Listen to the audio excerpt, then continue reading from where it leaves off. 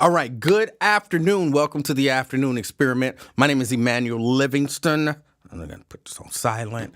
I'm with you, I don't know, for a couple hours. We'll see what happens. How is everybody doing? Got out of school a little early, so I'm here a little early. Cause I know y'all, after last week and I came on the one day and I was like, we're gonna play it by ear, but then I didn't get a chance to come on the rest of the week. I'm still, figuring it out. So give me a minute.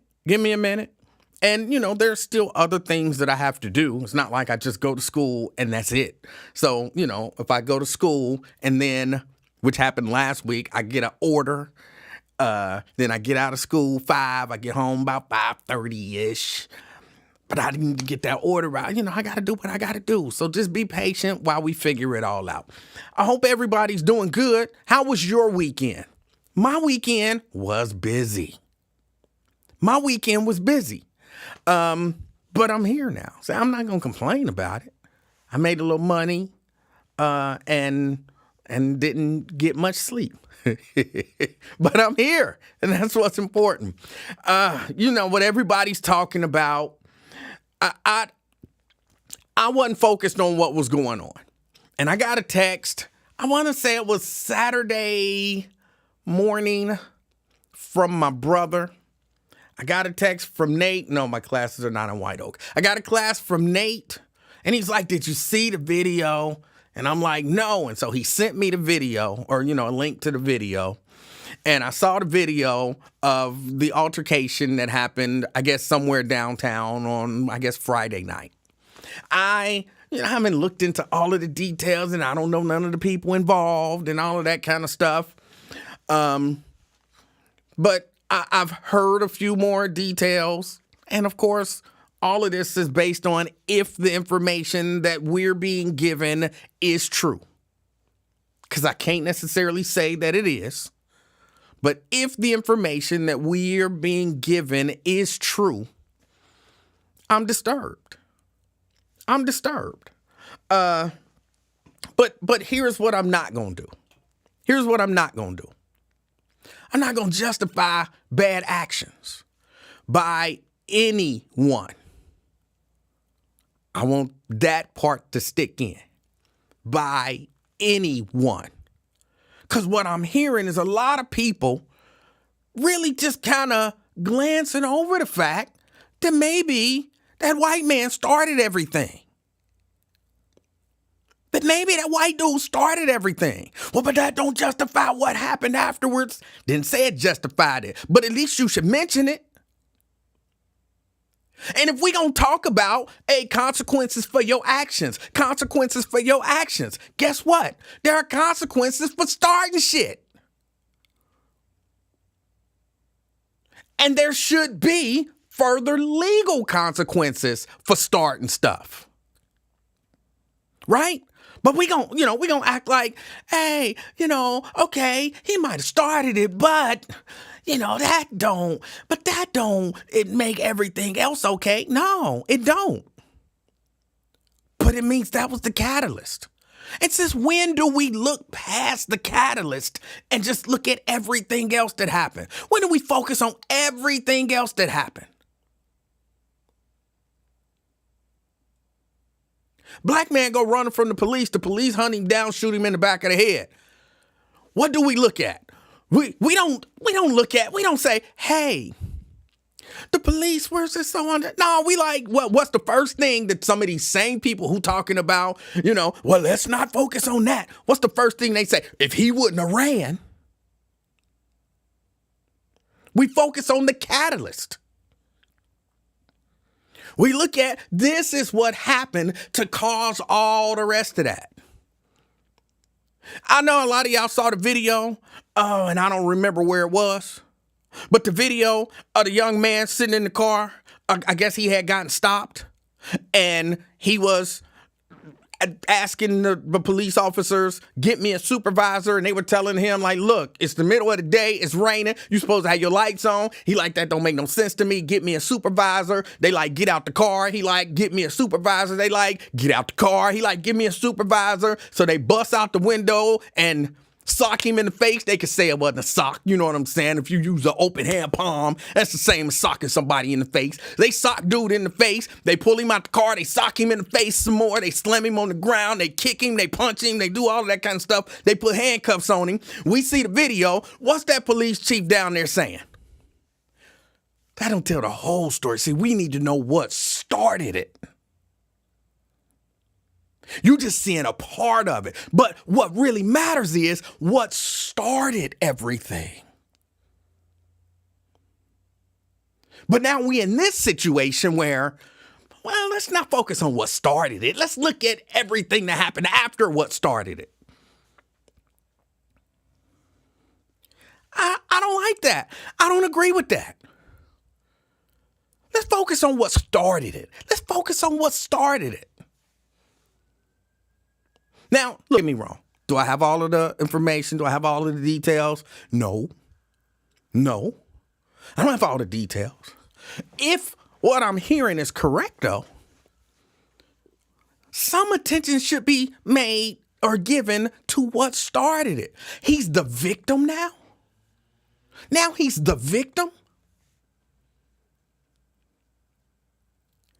If my understanding is correct and you slap a brother, bad stuff might happen. Do that justify everything? No, none of this justifies anything. I don't know what happened before the slap. Do that justify the slap? No.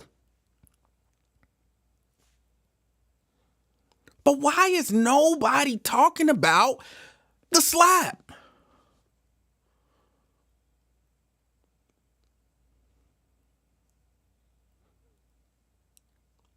I mean, but now he's the victim. And I get the fight. Because let me say this. I listened to Wyatt for, probably, I got out around 3. I listened to him probably starting around, 3:15-ish. And I understand exactly what he's saying. And I don't disagree with the point that I heard him trying to make. I don't think that the entire altercation was racial. I don't believe the entire altercation was racial, and I would hope that they wouldn't try to view it through a racial lens. But just because I hope it, the reality is telling me, watching the news, listening to talk radio, listening to city leaders, listening to former city leaders, listening to all of the chatter that's going on in the mainstream Cincinnati media, they've determined that this is racial. Let me tell you why they've determined that this is racial. Because the so-called victims were white. That's the only reason that they have determined that this was racial. If these were all black people in this exact same video, you wouldn't have them on 700 WLW talking about these black people punched this white lady and she hit the ground. Because, of course, they wouldn't be white. So you wouldn't, these people punched this person and they hit the ground. You wouldn't hear that. You wouldn't hear the police chief talking about, this is not Cincinnati, or what's that, Jan? I don't know, whoever it was. This is not Cincinnati, and we're looking to find everybody in that video and blah, blah, blah. You wouldn't hear that if these quote-unquote victims were not white. They would just be looking at it saying, oh, they're animals.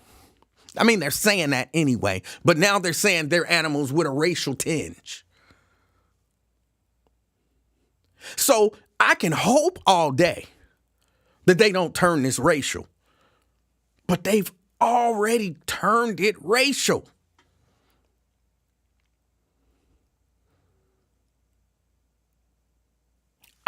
I'm one of these people who, first, I believe almost everything is racial in America. If you got two races involved in whatever the thing is, it's gonna be racial. So I already, it's racial, meaning the reaction to it is based on the race of the people involved in it. Whatever it is, The reaction, white cops beat up a black guy, yes, racial. Black cops beat up a white guy, racial. If there are multiple races involved, they're gonna look at it through a racial lens. It's gonna be racial. And because I had to say this before it completely leave my mind. I actually even heard somebody bring up Al Sharpton. Here's why I get frustrated when y'all talk bad about Al Sharpton and what Al Sharpton does. What is the news media in Cincinnati doing? They're doing what Al Sharpton does. They're just doing it for the other side. See, they don't need an Al Sharpton to come in and point out that, hey, there's some racial stuff going on and, our person is the victim here. They don't need an Al Sharpton to come in because they've got the news media to do that for them. Sure, if this was the other way around, then, they would just be, hey, some bad stuff happened at the country music fest and, some fights broke out and, and then Al Sharpton would have to come in like, no, they surrounded this guy and they beat him and it was racial. But in this case, turn the other way around. You don't need Al Sharpton to come in or a white Al Sharpton to come in. They got their white Al Sharpton, Trisha Mackey. She gonna make sure that y'all see this through the racial prism. White people are victims.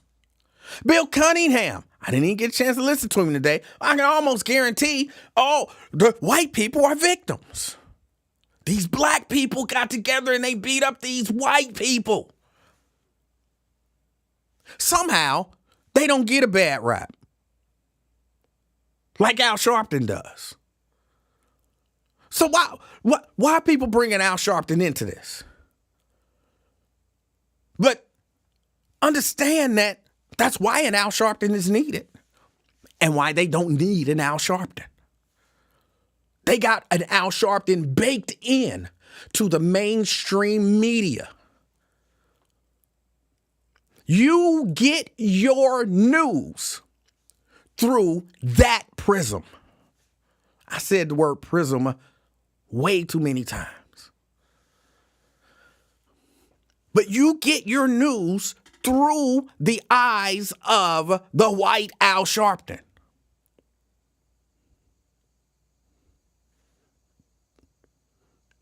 But now back to who may or may not have started everything.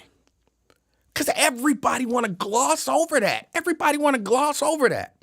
When I was coming up, we used to say, don't start none, won't be none, right? That's what we used to say. Don't start none, won't be none.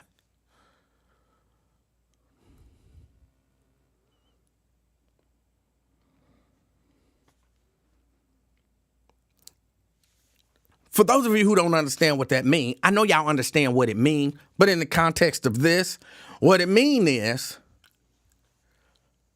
we really should be focusing on the person who started it, because absent of that, none of this would have happened. And guess what happens? See, I'm not a lawyer. I don't practice none of that kind of stuff. But I pay attention. Do y'all remember? This was a while ago. There was a guy who, and I don't remember all of the details, but he was trying to get away from the police. And the police had him on the bridge. And some reports say they were apprehending him and he was fighting back. And some reports say they had apprehended him and they was beating him down.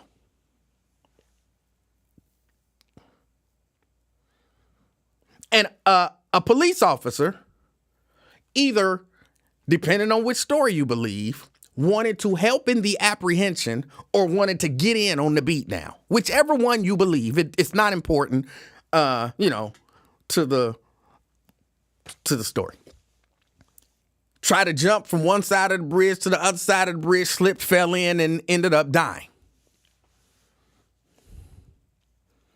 That person who was either being apprehended or beat down, again, whichever one you want to look at, the person who was either being apprehended or beat down got charged with the death of that officer. Why? Because it mattered who started it.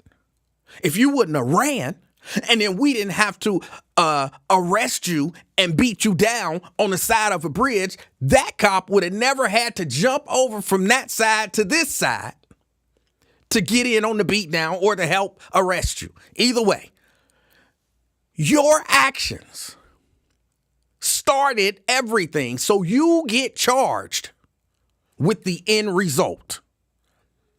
That's just a legal principle. It's not something I came up with. It's not even necessarily something I believe in. But why is it? Hold on. It matter who started it. It matter what the catalyst was in some cases. But in other cases, this will be the first message that I've read today. It doesn't matter who started it.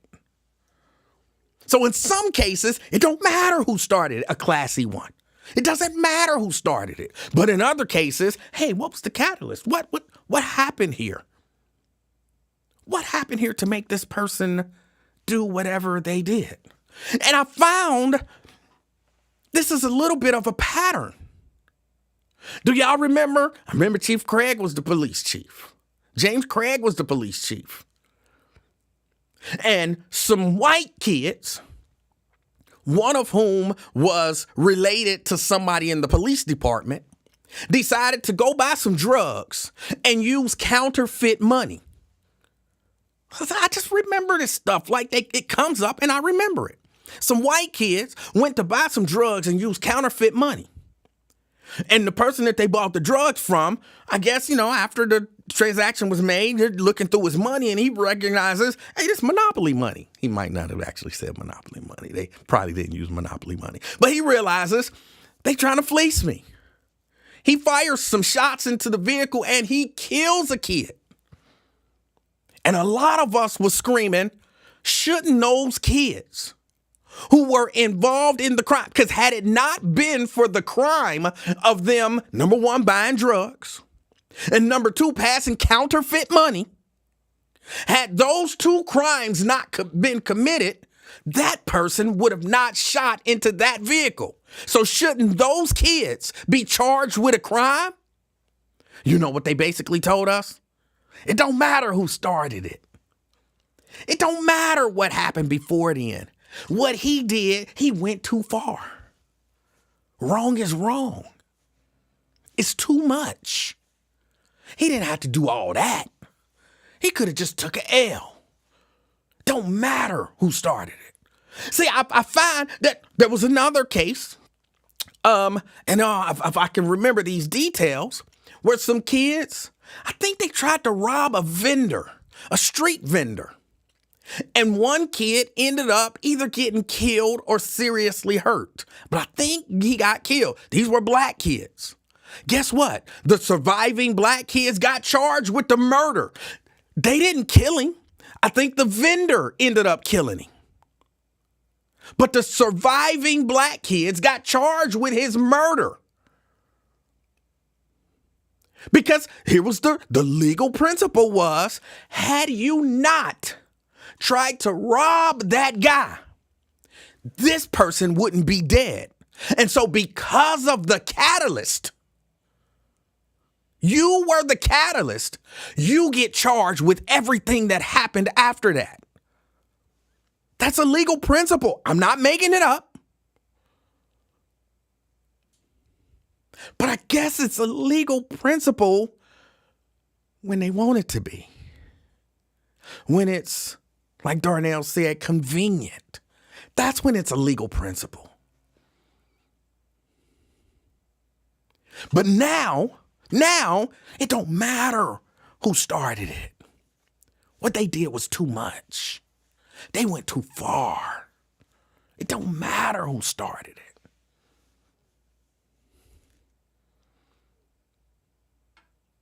Otherwise, it matter who started it. Well, when you black, it matter who started it. And when you white, the consequences are what they are.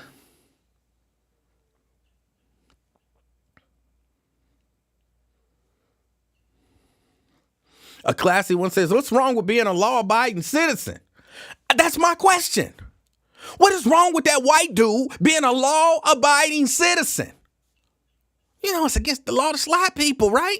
Unless, you are participating in one of those slap events where they try to slap each other. It's an actual sport now, where they try to slap each other and win a title. Other than that, it's kind of against the law to slap people. Why could he not just be a law-abiding citizen? But in as much as he decided to break the law, shouldn't he be held responsible for everything that ensued after he decided to break the law? The truth of the matter is we know that ain't gonna happen. They already done put everything in motion. He's the victim. I guess his wife is the victim. Their friends are the victim. Anybody white is a victim.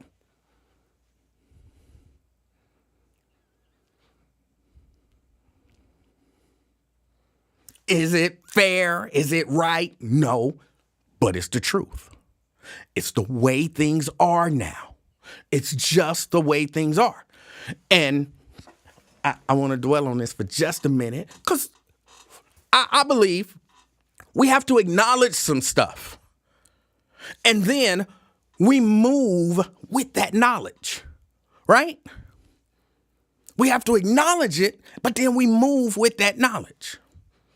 But if we don't acknowledge stuff, we sound like we making excuses for other people's bad behavior.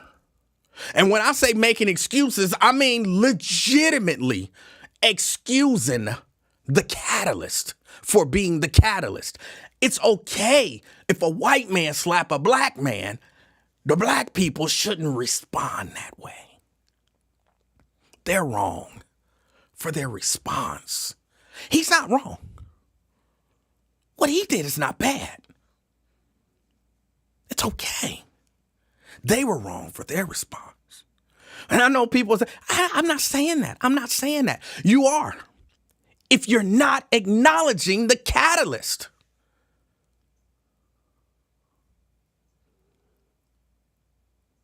You got to acknowledge that. And again, I understand. I see people's points. I see people's points. I do. I see it. I understand it. And we'll get to those. But I don't want to get to those before I deal with the fact that we're excusing bad behavior. Oh, yeah, because those black people. No. We're excusing bad behavior by white people. I listened to, what was her name? Hawaiian show. I actually had to leave when I couldn't take it. She was on there complaining about the kids and complaining about the black people wilding out. But she didn't say nothing about that white man wilding out. And if I'm telling you, I'm convinced that if you slapping niggas on the downtown streets, you wilding out.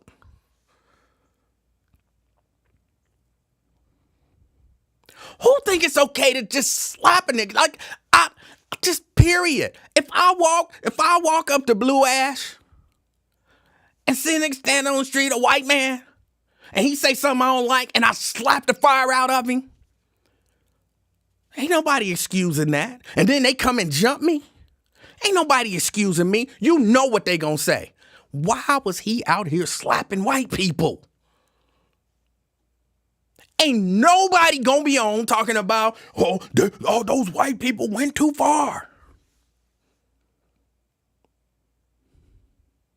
They should have handled that one-on-one. Those other people didn't have nothing to do with it.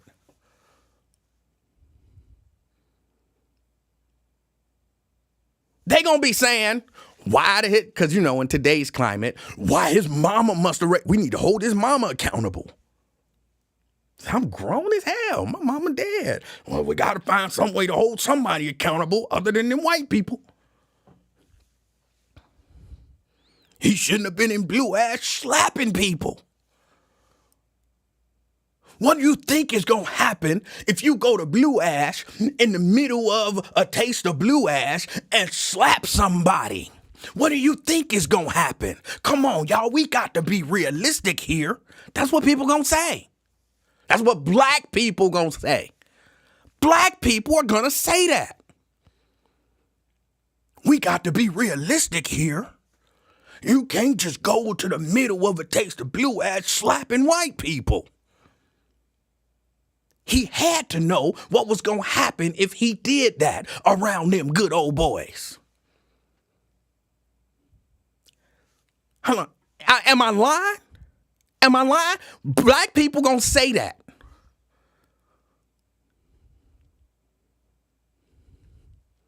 I watched the video. I was so embarrassed when I saw Emanuel slap that good old boy in the middle of a taste of Blue Ash. I was so embarrassed. Oh, I was so embarrassed. Emanuel was wrong. He didn't have no business slapping that white man in the middle of a taste of Blue Ash. I don't care what that white man said to him. Come on, we got to think, y'all. We got to use our brains. We got to do a better job of problem solving. We got to do a better job of this and this and that. That's what that's what black people gonna say.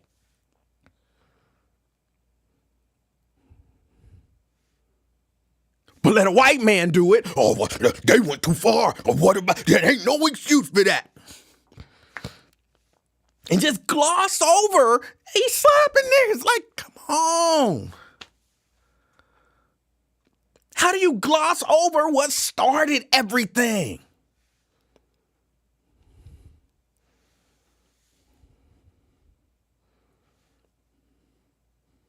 Let me see, if you just come out, let the valet bring your car, get in your car, and go home. Do anybody get beat down? Do anybody get beat down? You didn't say nothing to them. They didn't say nothing to you. You ain't slapped nobody. Ain't nobody do nothing to you. Y'all go home. Do anybody get beat down? No. Then you got to pay some attention to the person who started it.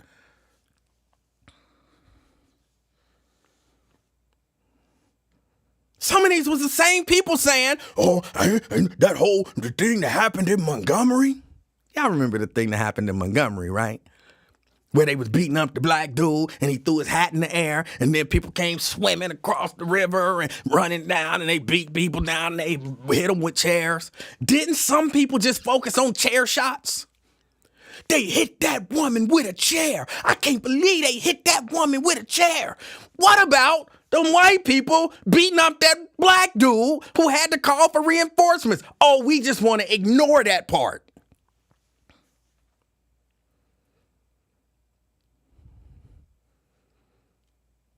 I told you I'd be paying attention. I listen to the things that people say when things happen.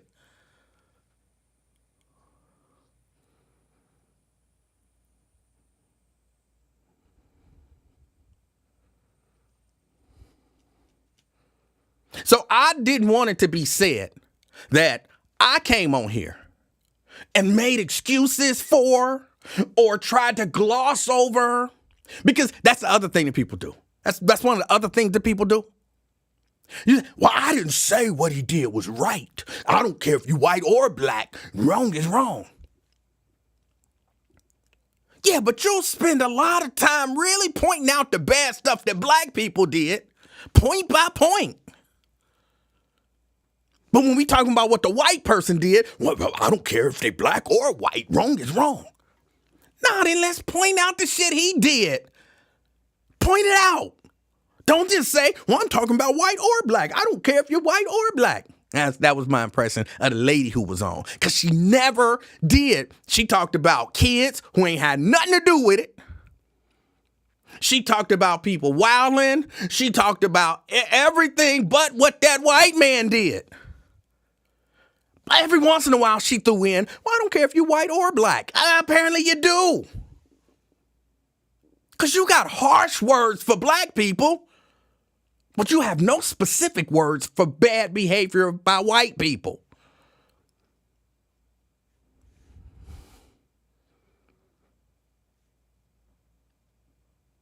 It doesn't matter to me if they're white or black. It doesn't matter. But those black people down there, they did this and they did that, and they need to go to jail, and they mama need to go to jail, and they need some training, and we need to take their kids, and we need to do this and do that. What about the white person? Well, I don't care if you're black or white. You should be held accountable. Well, what about the white person? But those black people, they did this. They should go to jail. We need more police in their neighborhoods. We need to take kids from them. What about the white people? Well, I don't care if you're black or white. But you never want to, I don't care if they're black or white, but you never want to focus on what the white people did.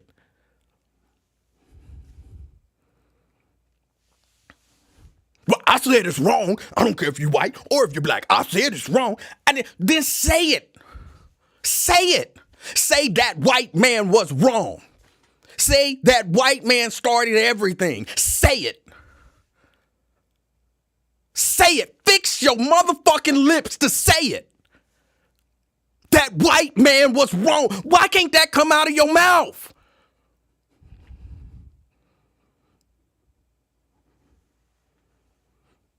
And then we wonder why they get away with doing this stuff, because we are, like Mary said, we are so conditioned to see the worst in us. And we can see the bad in them, but we refuse to say it. I don't have a problem saying it. When I say wrong is wrong, I'm saying wrong is wrong.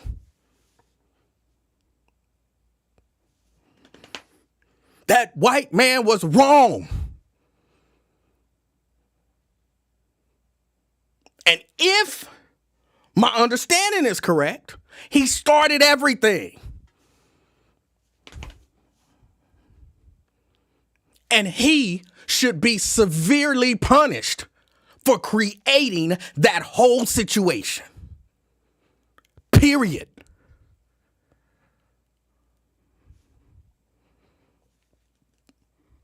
That's not hard for me to say. That is not hard for me to say.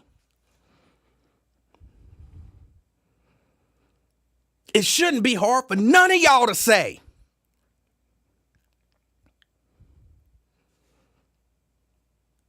I'm hearing Smitherman on 700 WLW this morning talking about people calling him a sellout and this and that. Well, all he doing is just saying that white people shouldn't be attacked downtown. Nigga, should white people be slapping people downtown? Why don't you say something about that? Why can't you say it? I missed him on Lincoln's show. But early in the morning, I heard him on 700. So I got an idea of what he said on Lincoln's show.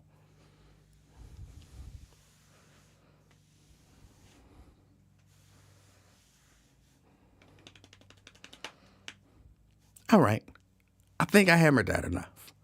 The white dude was wrong. If he started everything, he was wrong. See how that's not hard to say? And then I feel righteous enough to say the reaction was too much. The reaction was too much. He was wrong and they were wrong. See how that's not hard to do?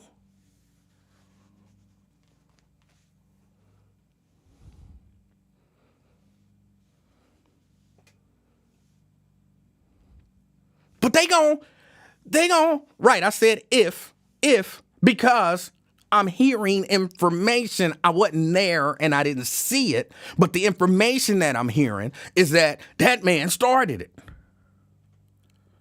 I just typically I try to be careful when I don't have firsthand information. So that's why I say if my understanding is correct. Now, look, that also leaves room for my understanding could be wrong. And he didn't throw the first lick, as my mama would call it. If he didn't throw the first lick, then The information that I got is that he did. And if he did, he's wrong. And then the response is wrong. The response is too much. And who do you blame for it? Who do you blame for it? Who do I blame for it? The people who responded. Nobody else. I blame people for their actions. I'm not running around here embarrassed. And I watched the video. And when I was watching the video, I wasn't like, oh, I'm so embarrassed. Oh, my goodness. Oh, I can't believe that we did that. Because we didn't do it. They did it. Those individuals, that group, they did it. I'm not embarrassed by stuff that I did not do. I might be ashamed of those people, but I'm not embarrassed. And maybe I just have a different definition of, being embarrassed. Maybe that's what people mean when they like, oh, I was embarrassed. I don't get the feeling that that is the case. But y'all know me. I be trying to give people, an out.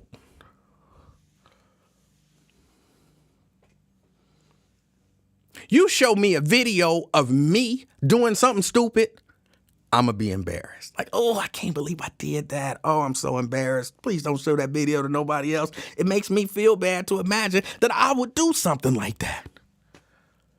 I don't know. I cover up my face. That's embarrassment to me. Oh, I don't know why. I'm going to be embarrassed by my actions. I might be embarrassed by my kids, my grandkids. I might be embarrassed by their actions.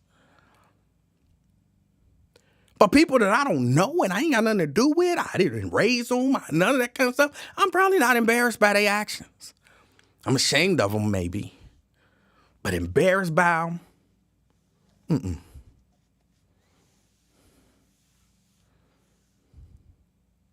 But those people went too far. They went too far. I believe this ain't gonna come out right, and I'm gonna sound like a hypocrite in about 5 minutes. I believe if somebody put their hands on you, you got a right to do whatever you want to do to them. I'm not saying you should, but I believe you got a right to. If I ain't touched you and you hit me, I got a right to F you up real bad and not feel guilty about it. Because I wouldn't have done anything if you didn't do anything to me. But once you put your hands on me, all bets are off, as far as I'm concerned. That's a one-on-one situation. He punched me.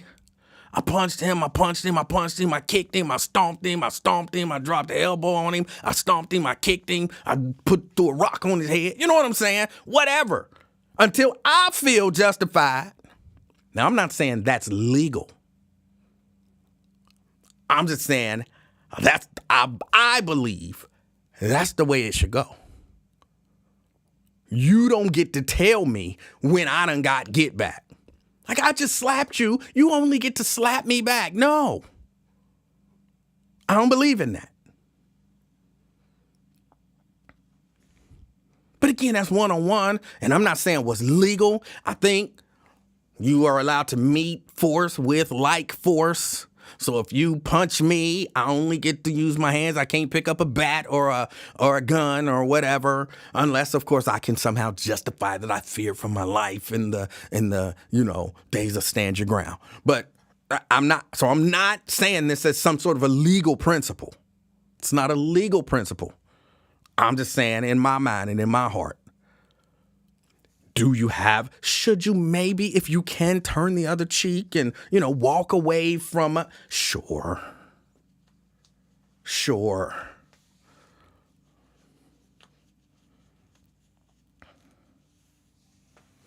I'm just telling you how I feel.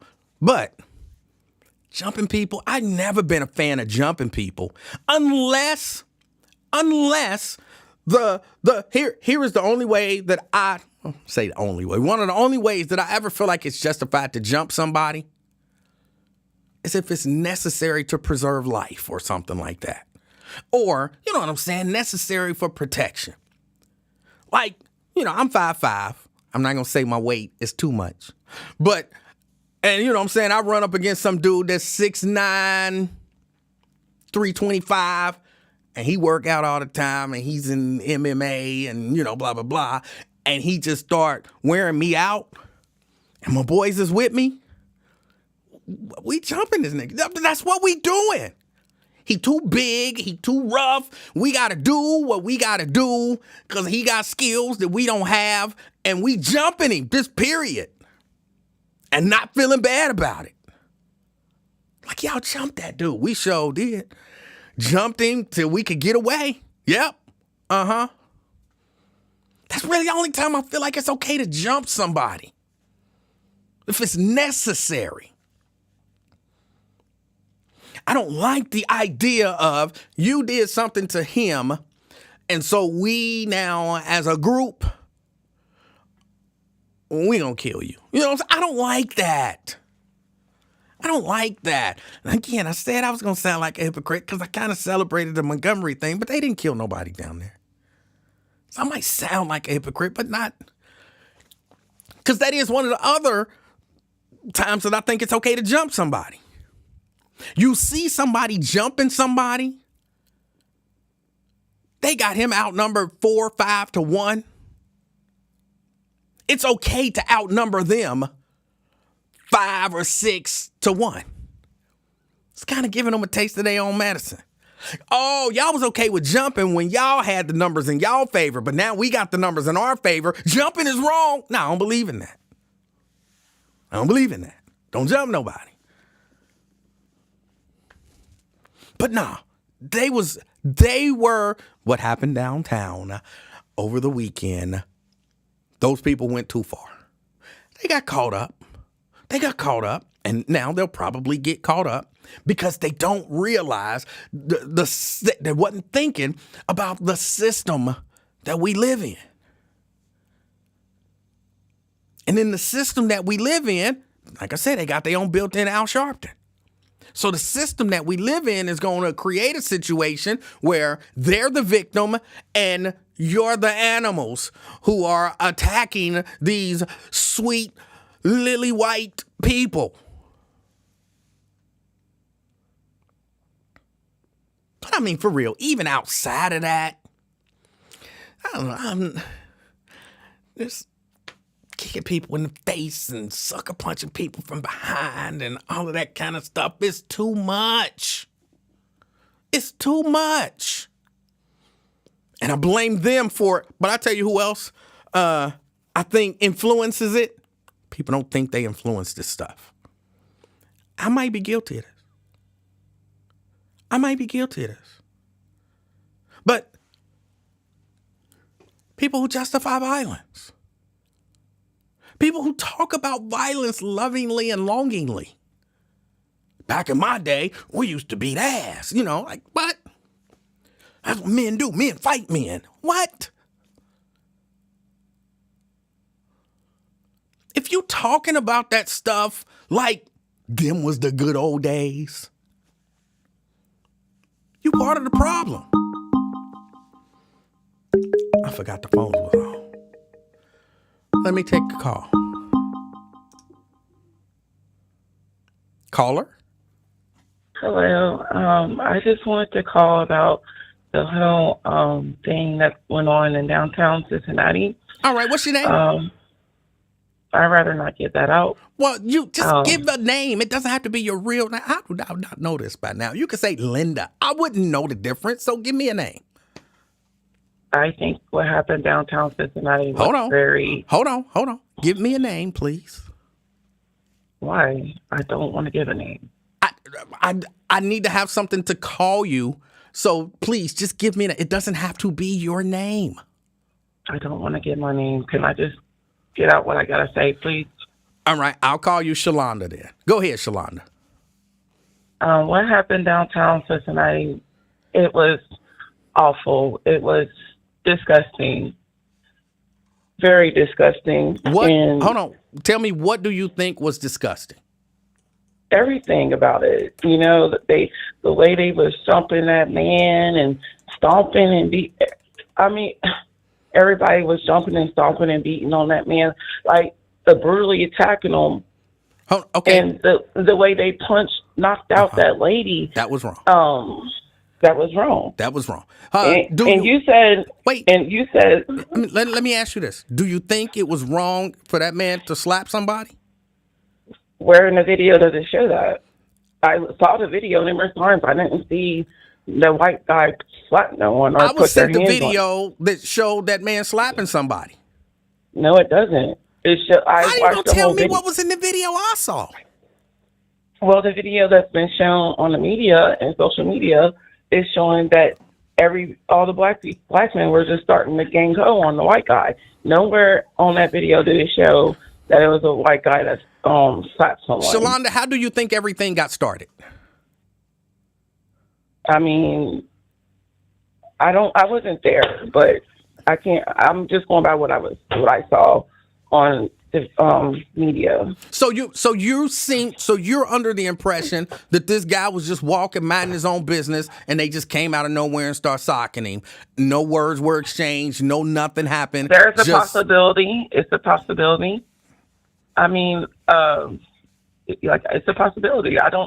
I'm only going by what I saw that the media has shown. Right. You saying that the white guy started first? I didn't. Nowhere in the videos did I see that. Of course not, because you're just going off of what the media showed you. You think that the media, who's created this racial situation, is going to show you their guy doing wrong? Does it? Okay, let's say. Okay, say the white guy did slap the black guy, right? Right. Does it warrant for an attempted murder? Hold on. Before we go there, wait. So before we go there, if we're saying, just for, it doesn't warrant for a attempted murder beatdown. Shalonda. So if the white guy did slap the black guy, was he wrong? It doesn't warrant for attempted murder. I didn't ask you that. See, this is what I'm saying, y'all. Why is it so hard to say that white people are wrong when they're wrong? Shalonda, if he did start everything, was he wrong? Maybe I can't. Like I said, I can't speak on. Now, y'all see what I'm saying? Like, you can't make this stuff up. I didn't see. I watched the Shalonda, video. we are functioning under the premise of, if he started everything, was he wrong? And even under the premise of, if he started everything, you still can't say he would be wrong. There is something wrong with that. But it doesn't warrant for a beatdown. I didn't say whether it warrant. We ain't got to that yet. We can't get past the fact that if he started everything, you see how bloody and beating him to the ground, you can't and make knocking that woman out. She almost lost her life. You can't make this stuff up. She was knocked out. You ain't see that part where they just out of blue just stopped that man, just punched that white woman, and she fell down on the ground and knocked out. You can't make this stuff up. You really can't make this stuff up. Why?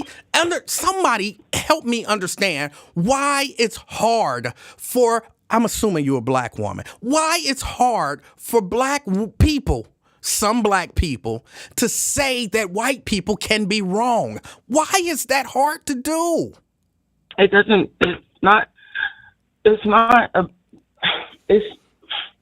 Emanuel, you would have been more upset if the races were reversed. If it was the white people beating down the black people, you would have that much smoke too. So what? Let me tell you what I would say. No, let me tell you what I would say. I would say, if that black dude started it, he was wrong, but then they took it too far. See, I wouldn't have a problem saying that the black dude was wrong, and neither would you. If there was a black dude that started I know it. If there's some black people that started some stuff, you would not have a single problem in the world saying, if they started it, they're wrong. You wouldn't even hesitate. You don't have all that smoke when it's black on black crime that all of the murders and shooting that happen all the time. That's very prevalent. You don't have all the smoke for that. What does that have to do with this? Only when you see it's a white person. What does that have to do with this? Only when you see a white person doing something to a black person, that's when y'all get outraged. And you have no smoke for white people when they do wrong.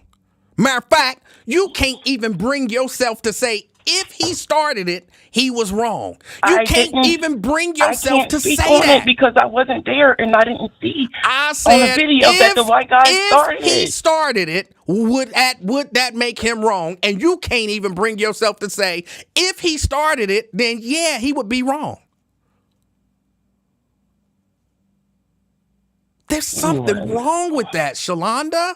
There is something wrong with that. When there's black on black crime, which is more prevalent. Well, first, hold on. Let me. Black on black crime is not more prevalent. It is not. Yes, it is. 90%. No, it is 90% of black on crime is intraracial. Black versus black, white versus white. That is more prevalent. So it's white versus white. You're saying that black on black crime happens more than white on white crime, and that's just not true. Intraracial is more prevalent than interracial. What that got to do with anything? You throwing out bad information, and you can't bring yourself to say. That smoke when it's black on black, and you don't have no smoke when it's white on white. You didn't have this smoke when the white cops were beating up those white people on the bridge. Did you know that was kind of excessive too? What white cops was beating up black people on the bridge? What are you talking about? I said you didn't have the smoke when they was protesting. Who? I don't know what you're talking about. I don't know what you're talking about. On the Roebling Bridge, when the white cops were beating up the white protesters, and they were up there socking and punching. I didn't discuss that at all because I wasn't on the air when that happened. You didn't have the smoke for that. I wasn't on the air. I'm not going to have no smoke if I'm not on the air. It doesn't matter. That's just it does. That's stupid to say that it doesn't matter. If I'm not on the air, how would you know whether or not I had smoke? You could have still commented on it. It was on the media for days. I wasn't on the air. Okay. But I just now, like I said, it went too far. It didn't call for an attempted murder beatdown. All right. What did it call for? What did it call for? What did it call for? It didn't warrant it. I mean, what did it warrant? It didn't warrant for a beatdown. That was too excessive, dog. I'm just asking a simple. Somebody could have called up. It could have. You said it didn't warrant a beatdown. What somebody did it warrant? Intervene. A number of people did intervene. No one.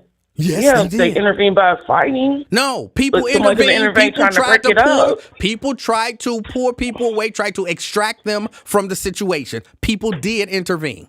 You didn't see that on your video? No. No. You might want to go back and look at that video again.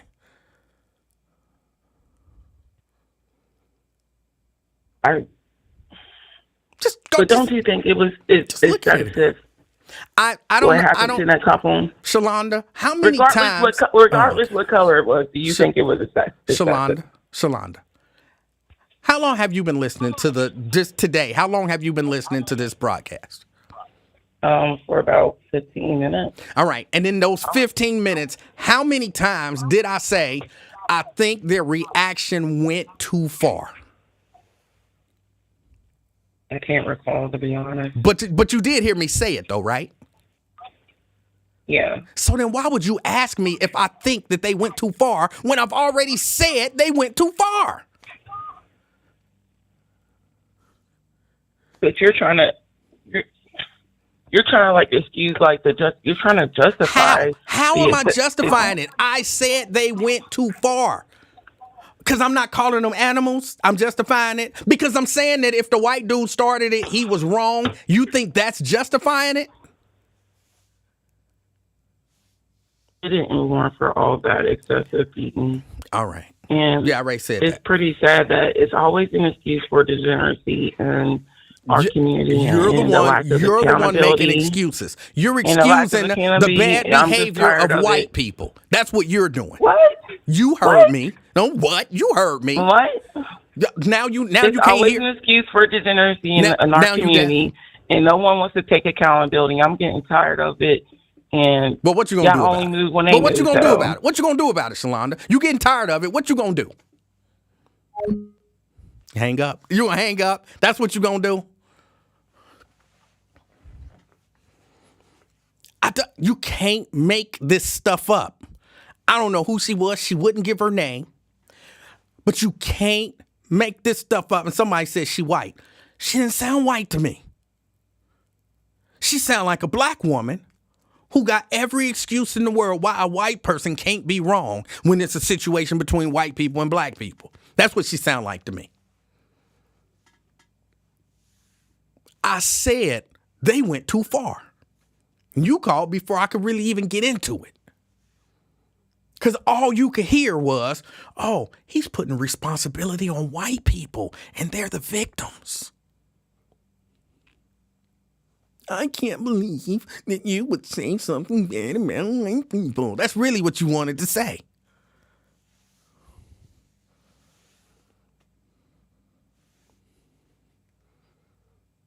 And that's why I had to start the way I started. Because this is the truth that people don't want to say. Some people. If he started it, he was wrong, Shalonda.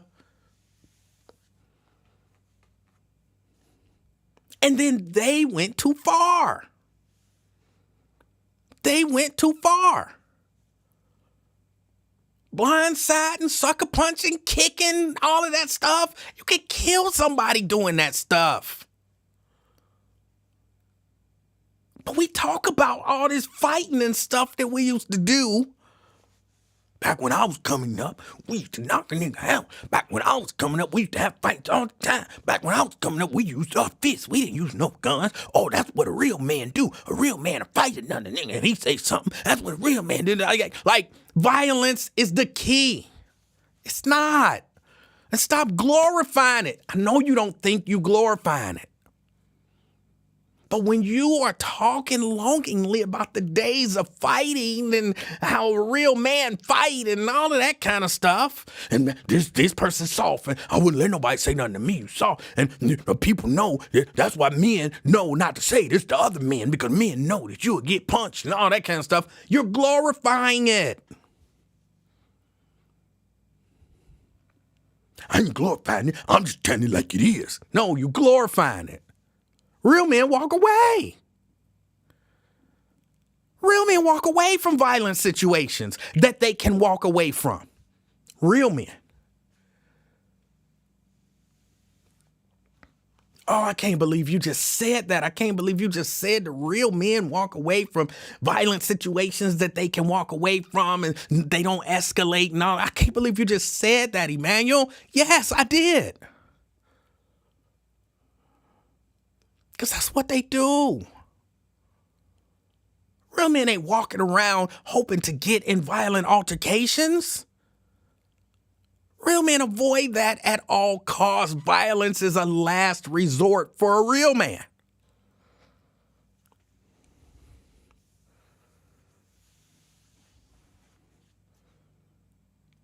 But when we glorify it and we act like it's okay, and then we look up and we see groups of people committing acts of violence, and we talking about, oh, that's just so wrong. Oh, that's just so this. Oh, that's this. They ain't doing nothing but trying to be the real men that you talk about.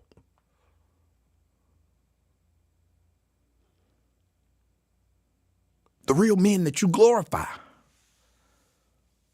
The type of real man that you'll respect. That don't excuse what they doing. They wrong. But if we start talking about this stuff differently, but that's a big if. That's not going to happen. The truth of the matter is, it's not going to happen. The cat is out of the bag. The genie is out of the bottle. The monkeys is out of the whatever monkeys come out of. It is what it is.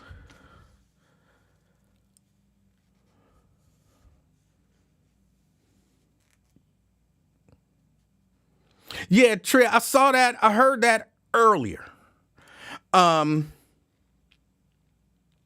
I heard that earlier that, the Justice Department is looking at this and all that kind of stuff. 'Cause I was listening to 700 WOW. And I heard, the Justice Department is looking at this and Elon Musk done commented on it and all of that kind of stuff.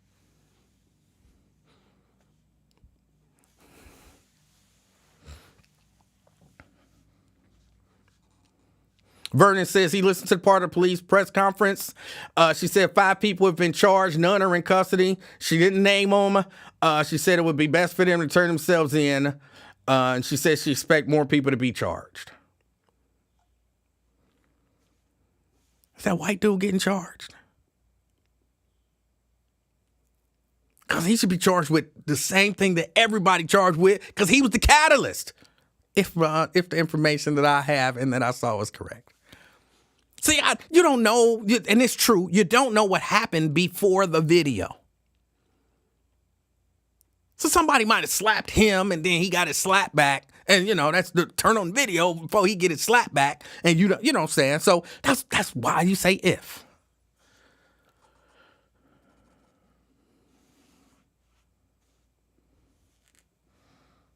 I don't know, y'all. This whole thing, I don't want to say it's being blown out of proportion, but it's kind of being blown out of proportion.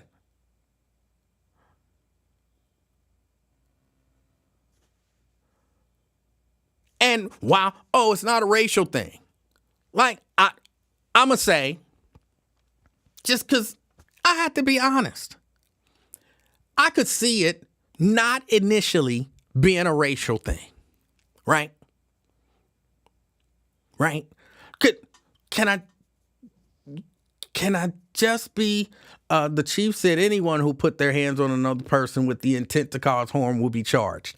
That don't necessarily mean nothing because, they'll excuse, just like Shalonda. She refused to say that dude was wrong. Well, he slapped him, but he wasn't trying to harm him. He was just trying to slap him. So they'll make excuses for that. It's sad, but it's true. It's sad, but it's true.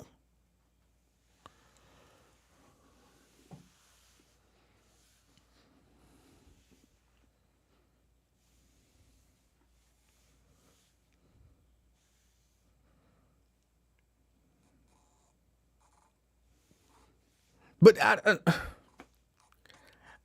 don't know, y'all. I look at this stuff. Initially, I could see it not being racial at all.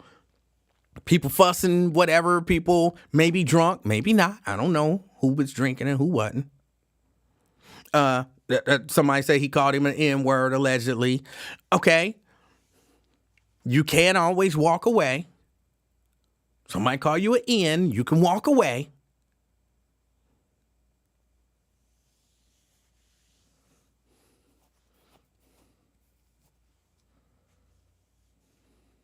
But if somebody call you an N, you fuss and somebody slap you. I don't know how to say it.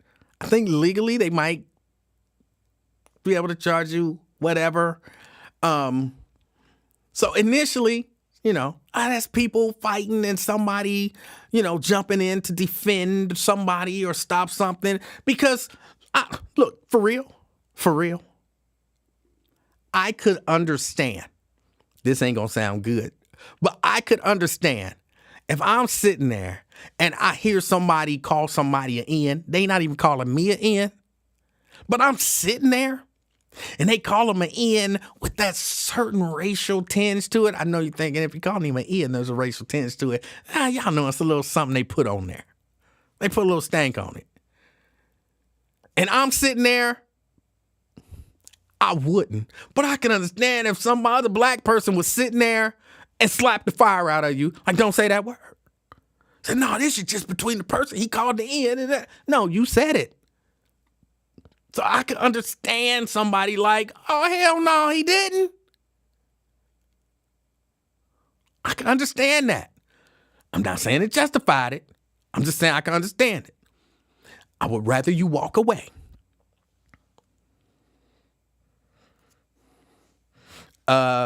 Scott Bivens says there's a video where the white dude and the black dude were squared up, mano y mano. People broke it up. They continued to talk at each other. And that's when the white dude reached out and smacked the black dude.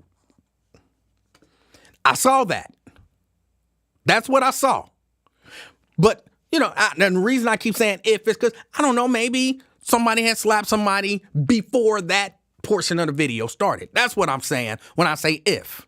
Because I wasn't there. You know what I'm saying? So that's why I throw that if in there.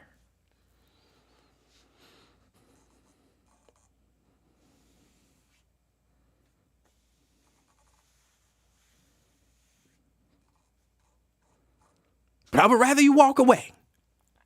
But if you heard somebody call somebody in and you slapped the fire out of them or you punched them or whatever, I can understand it. Again, that doesn't justify it. See, people do confuse. I understand it with that justifies it. It don't justify it. You wrong. I just kind of understand why you were wrong.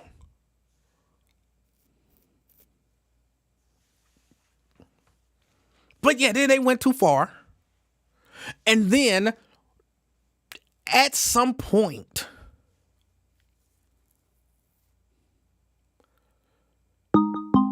these white people think they can get away with anything. I'm saying that's the thought that a person might have. These white people think they can get away with saying anything to us. No, they gonna learn today. You know, I'm not saying that that's right or good. As a matter of fact, it's bad. But that could be when it turns from just a man-to-man thing to somewhat having a racial whatever to it. Actually, when you call somebody the N-word, white man call black man N-word, it's racial from that point forward. I don't necessarily think that equates to a hate crime, but that makes it kind of racial. But again, and this is kind of to Randall Wyatt's point. Fights happen all the time. Fights happen all the time. So this was a fight. But you know, and this is the part where I say we have to acknowledge certain stuff and then move in that knowledge. You know that if you caught on video, which I'm going to deal with the video person in a minute. You know that if you caught on video assaulting a white person, and a lot of times, even if they got the whole story, you are caught on video assaulting a white person, black man. You are the guilty party because Shalonda won't say that if the white person started it, they're wrong. Trisha won't say if the white person started it, they're wrong. Cunningham won't say if the white person started it, they're wrong. Smitherman won't say if the white person started it, they're wrong. So we're living in a society where the white person is not gonna be wrong. You're on video assaulting a white person, and no matter what he or she did to you, you're the wrong party. And we have to move with that knowledge.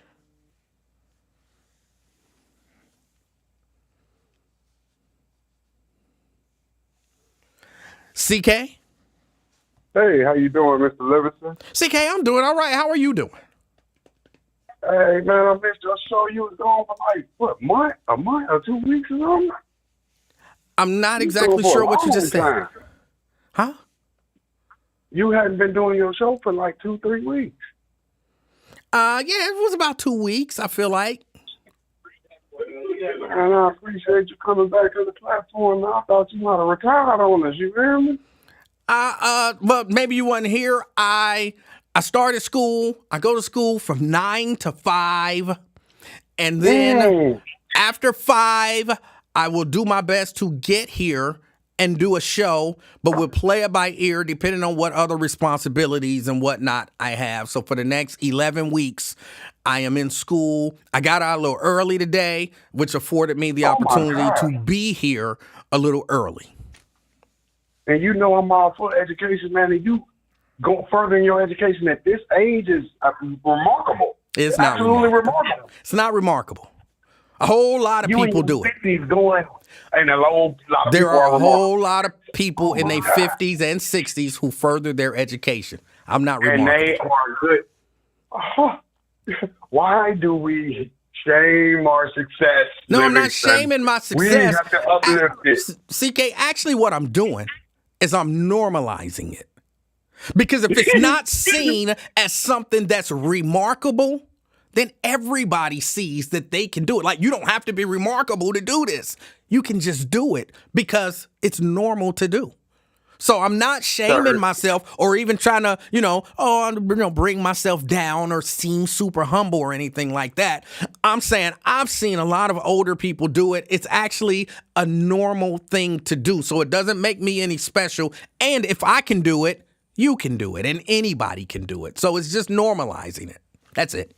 Well, it hit a special spark. It sparked a special spot because, my saying, put God first, have faith in the youth. Education is the only way to the truth. So you are doing all those. And I'm proud of you. But to your father, the Reverend, right? Now, your father was a Reverend, and I think you can relate to this story we're talking about with the downtown situation, because like Dr. King once said, turn the other cheek. This is what he was talking about, situations like this, Livingston, Emanuel. I don't know about that. You remember Dr. King? This is what he preached when he was alive, when he was walking the earth. Yeah, I remember him, but I don't think when he was teaching turn the other cheek that's necessarily what he was thinking about. They weren't down there. They were not down there actively moving for social justice. And he was saying I perceive that what he was saying is, in the face of you trying to achieve some sort of social justice and people come upon you violently, then you have to endure that violence to get have to higher ground. And, it was more strategic because it allows other people to see you passively resist violence, which creates a situation where you have more sympathy and more goodwill. Thus, there are more people who will be more likely to side with you. I don't think that that's what was going on down there. So I don't think that's what he was talking about. Excellent soliloquy. May I rebuttal? Sure. Okay. What you were preaching before I got on the phone is what Dr. King was trying to tell you in 1963, sir. Oh. He's telling you, I'm just giving you my opinion. Please respect me, sir. I respected your soliloquy, and it was found. What did I do? I didn't do anything. You said no. No, I didn't say no. I said no. Hold on. I didn't say no. I said oh. Oh, my bad. My apologies, gentlemen. So listen, sir. I think that's what he was saying. He said, listen, y'all want us to do Malcolm, go get the AK with the chopper. We can't beat these people. You know how they is. They monsters, they animals, they savages. So when they come around talking their little N-words and smacking y'all in your face, spitting in your face, turn the other cheek. This is what he said out of his mouth when he was alive. He said he faced violence. He had those Caucasians putting their hands on him. So he told his people, listen, we can't beat them. We just if they come at you, turn the other cheek. So he was about de-escalation. Your thoughts? That was my rebuttal. Okay, I reject that that's what he was saying in that context. Again, I believe if Martin was coming out the restaurant and some white dude came up to him and he was with his wife and his kids and rolled up on him and, tried to slap fire out his face, I think Martin would have been squabbling with that dude on the street to protect his family. He wouldn't have been like, come on, Coretta, we got to do, you know what I'm saying? He would have just, hey, I got to do what I got to do. Coretta, go get in the car. Get in the car, Coretta, while Martin on the street whooping ass. That's what I think would have happened. I don't know. I'm not Martin. I can't say with 100% certainty, but I don't think Martin was afraid of defending himself and that he was that much of a pushover that given the right situation, he wouldn't have defended himself. That is correct. How did you get that from what you said, from all your gathering information that you've seen on him? That's the type of man you think he is. Like if it get down to it, he gonna get down. Yeah. He ain't gonna just punk out. Yeah. I thought that was Malcolm, though. I thought his whole philosophy was Gandhi. He was Gandhi Now, part see, two. I think you done bought into the mainstream portrayal of who Martin was. I believe Martin was just a dude, but in terms of the movement, he was being strategic. But in terms of, his manhood, I think Martin would have defended the hell out of himself. Why do you think that they took self-defense classes? They didn't take self-defense classes to just lay down and get their ass whooped. They took self-defense classes in case they had to defend themselves. Hold on. You telling me the Christian, the Jesus Christ, he took self-defense class? You didn't know that? Top? Yes. I thought that was not everything you telling me about Dr. King sound like I didn't know none of this. You telling me he a gangster? He not gonna let nobody mess with him. Hold on, let me ask you this. Let me ask you this. Did you know that Jesus and them carried weapons with them? Nope. No, you didn't know that? Oh. So this is education you got from being in the church. No, for real. When they came to arrest Jesus, and Peter, I believe it was, took out his sword and cut the man's ear off. And then Jesus was like, oh, whoa. No, it's all good. And put the ear back on. You remember that story? Why do you think Peter had a sword? Peter didn't have a sword, to cut up fruit. He had a sword because, something might jump off and I might have to stab it. That's why Peter had a sword. So even Jesus didn't tell Peter, don't have a sword around me. You know what I'm saying? No. Peter had the sword for a reason.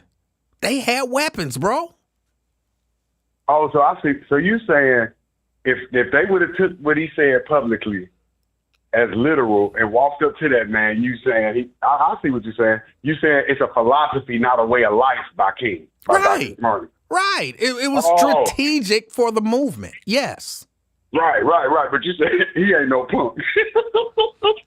I never got the feeling that he was a punk. Yeah. Right.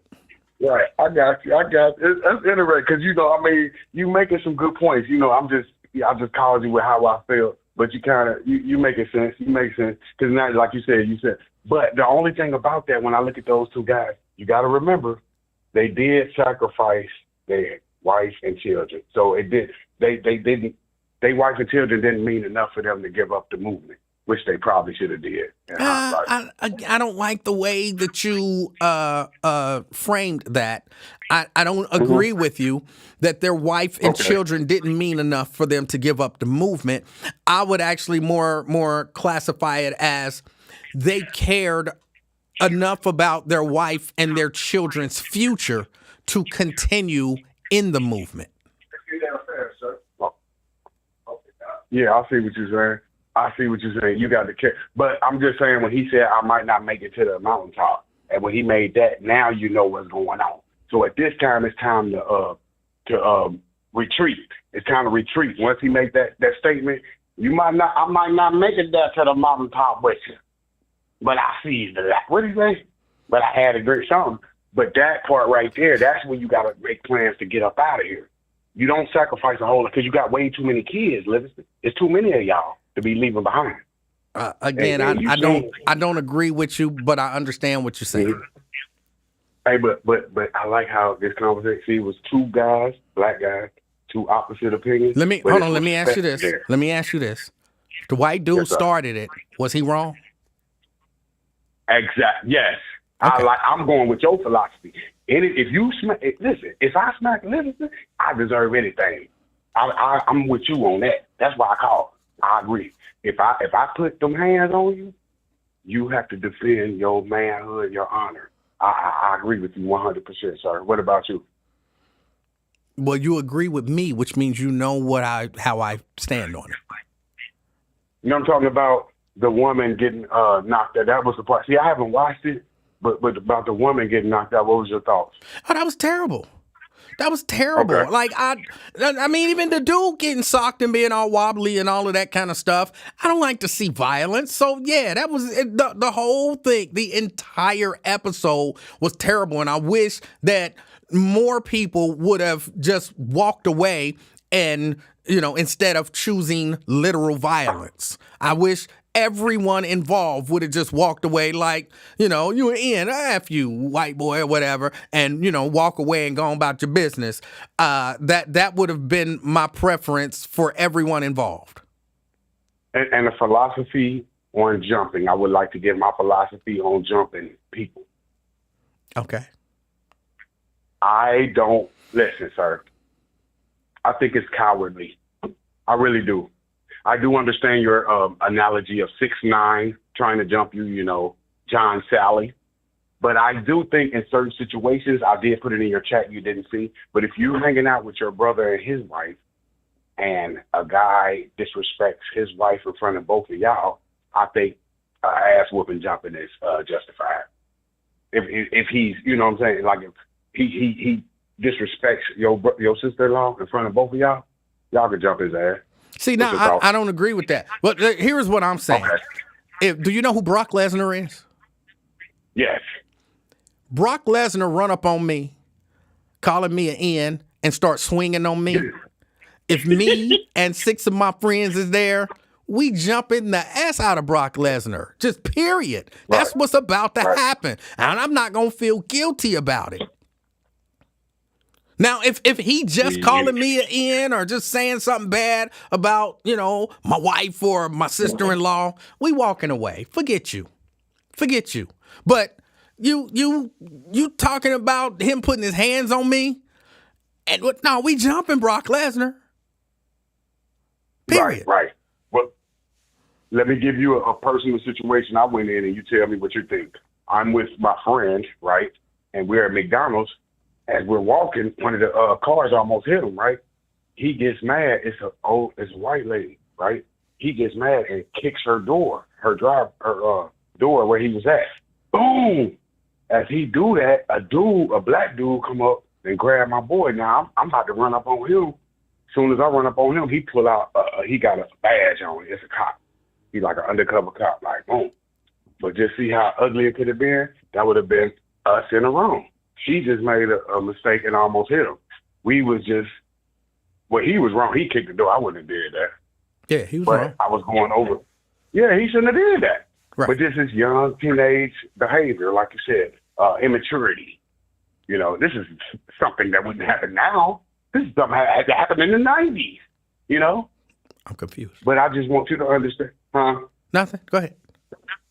Yeah, I think we came together, like you said. Black people, listen, we didn't agree. We agreed on 2 things and disagreed on 5 things. But the respect, you teach the people, this is how we keep the violence down. Respect people. And like you said, I can't put my hands on you. And if I do, you got the right to dispose of me. All right. Yep. Much love, man. Hey, thank you for taking my call, man. I appreciate it.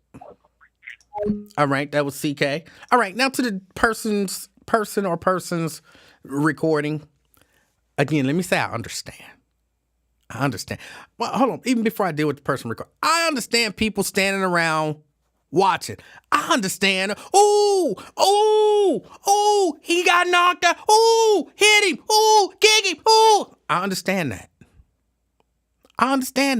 Because if you're not involved to some degree, it's just a show.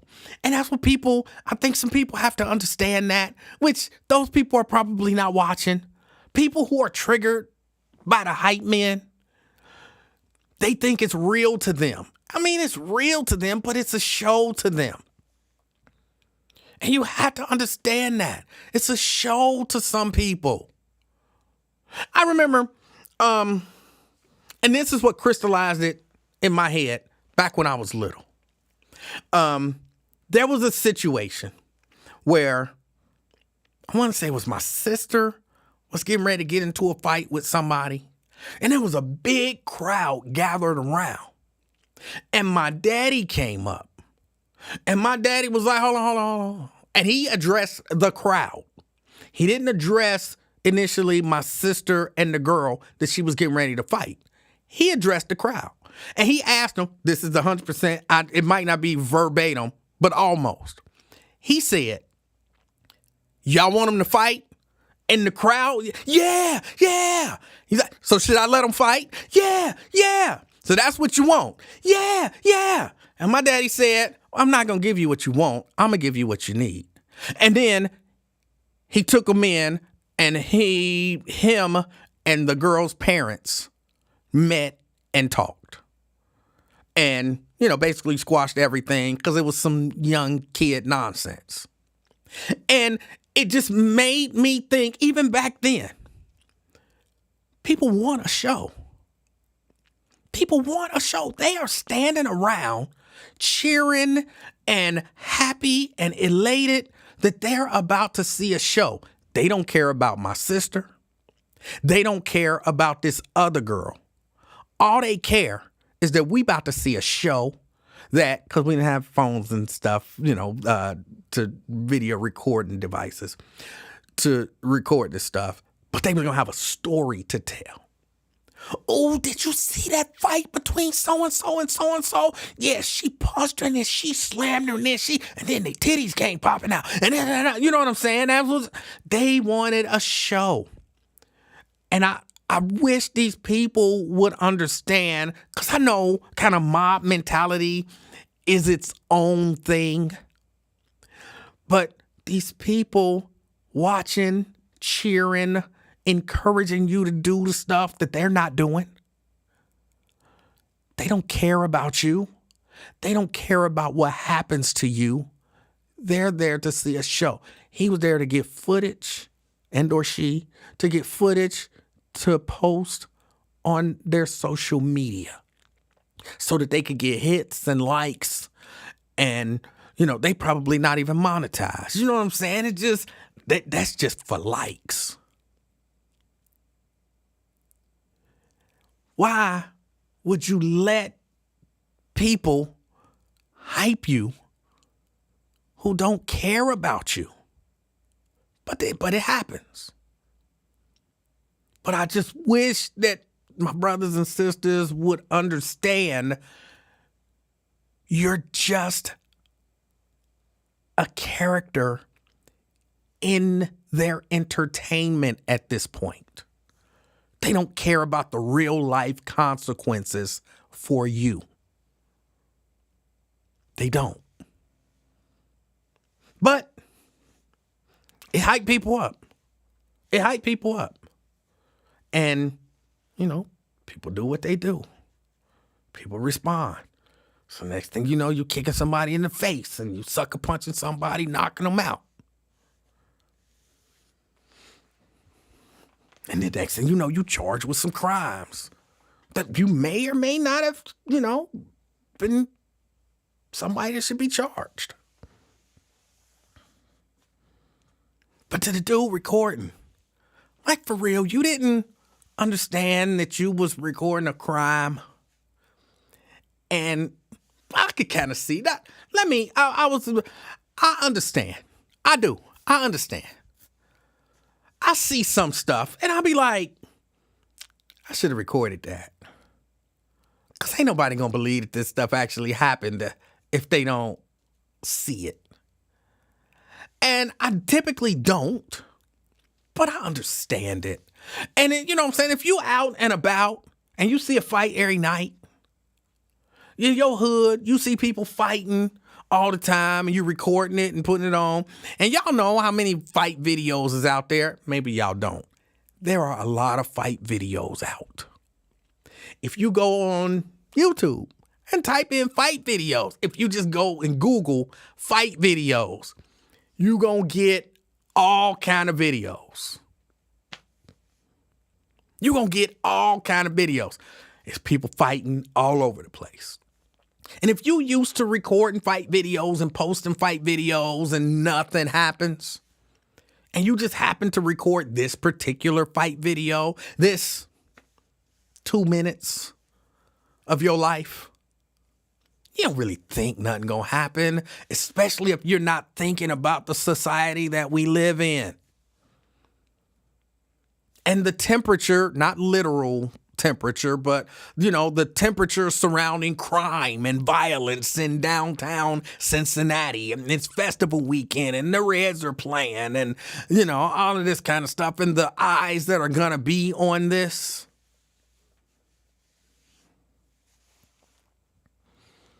if you're not thinking about all of that stuff, you I can understand it. I can understand it. And I have to admit, I'm embarrassed to admit, that means it's about to be something about me. I'm embarrassed to admit, from time to time, I go down the rabbit hole of fight videos and I see some brutal stuff out there. Like everybody watching this stuff and they're like, oh my God, I can't watch it. Oh, that's just too much. Oh my God, I can't. Oh, I'm turning that off. Oh, I can't take it. Oh, I've seen stuff much more brutal than what happened to these people. Much more brutal than what happened to these people downtown.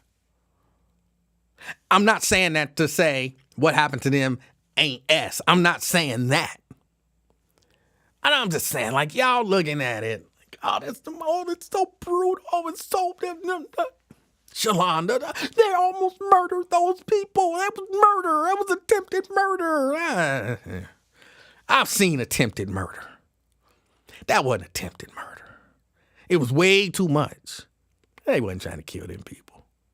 They could have killed them, but they wasn't trying to kill them people. I've seen fight videos where somebody didn't survive. Some simple stuff, like somebody falling and hitting their head, after getting socked, and, you get socked and you fall back, especially if you knocked out before you hit the ground and the way your head hit the ground. I've seen fight videos where people didn't survive.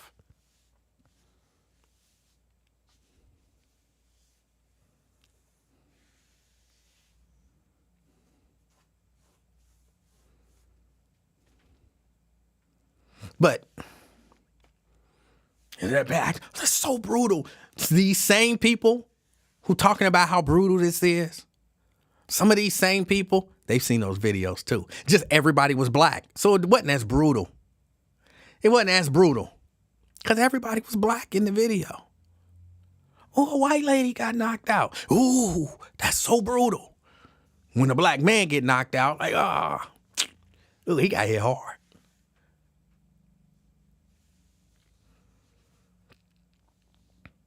For people to be, the race plays a part in it. Look, I don't want to do, none of those people to be charged with no racial hate crimes. And nothing I say here is going to get them charged or stop them from being charged. Nothing I say here, that train is already in motion. Whatever going to happen is going to happen. But I'm not going to pretend like people aren't viewing this differently because it's some white people in it. I just refuse to do that. When I first heard it, I was like, these people trying to make this racial. They only care about this because they white. And see, to me, the difference is people need to say that. More people need to say that out loud. People need to say that to Trisha. People need to say that to Cunningham. People need to say that to Smitherman. People need to say that to Thiegy. People need to say it to Aftab. Only reason y'all making a big deal about this is because the people was white. What about all the other stuff that go on downtown and, all the other people who get knocked out and y'all see the videos and y'all just say, oh, that's bad. Look at them.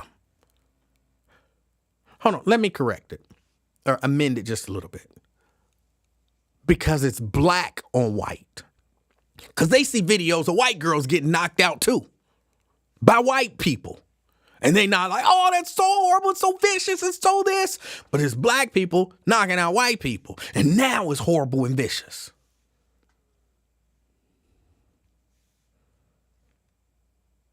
I just want all y'all to know, I see you. Because I'm not the only one. I ain't no special nothing. We see you. We know what you doing. And maybe us knowing what you're doing might help you stop doing it. I doubt it. But maybe if enough of us tell you, we see what you're doing. We see these racial flames you trying to stoke. We know you see white girls get knocked out and out there drunk every weekend. We know you see black people get jumped and beat up every weekend, and you're not filing charges against everybody involved. We know y'all see this stuff. We know the only reason y'all stoking these racial flames is because it's black people knocking out white people. We see you. If this is the case, the chief should be holding a press conference every weekend, every Monday. Press conference. What? There was a fight. We got video. We charging everybody involved. It's a fight on Main Street. We got video. We finding and charging everybody involved. It's a fight in Oakley. We got the video. We charging everybody involved.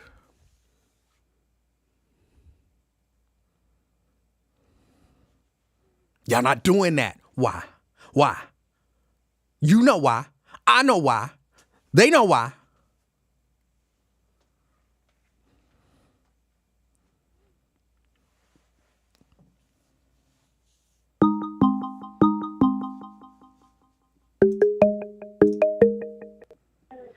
Fame.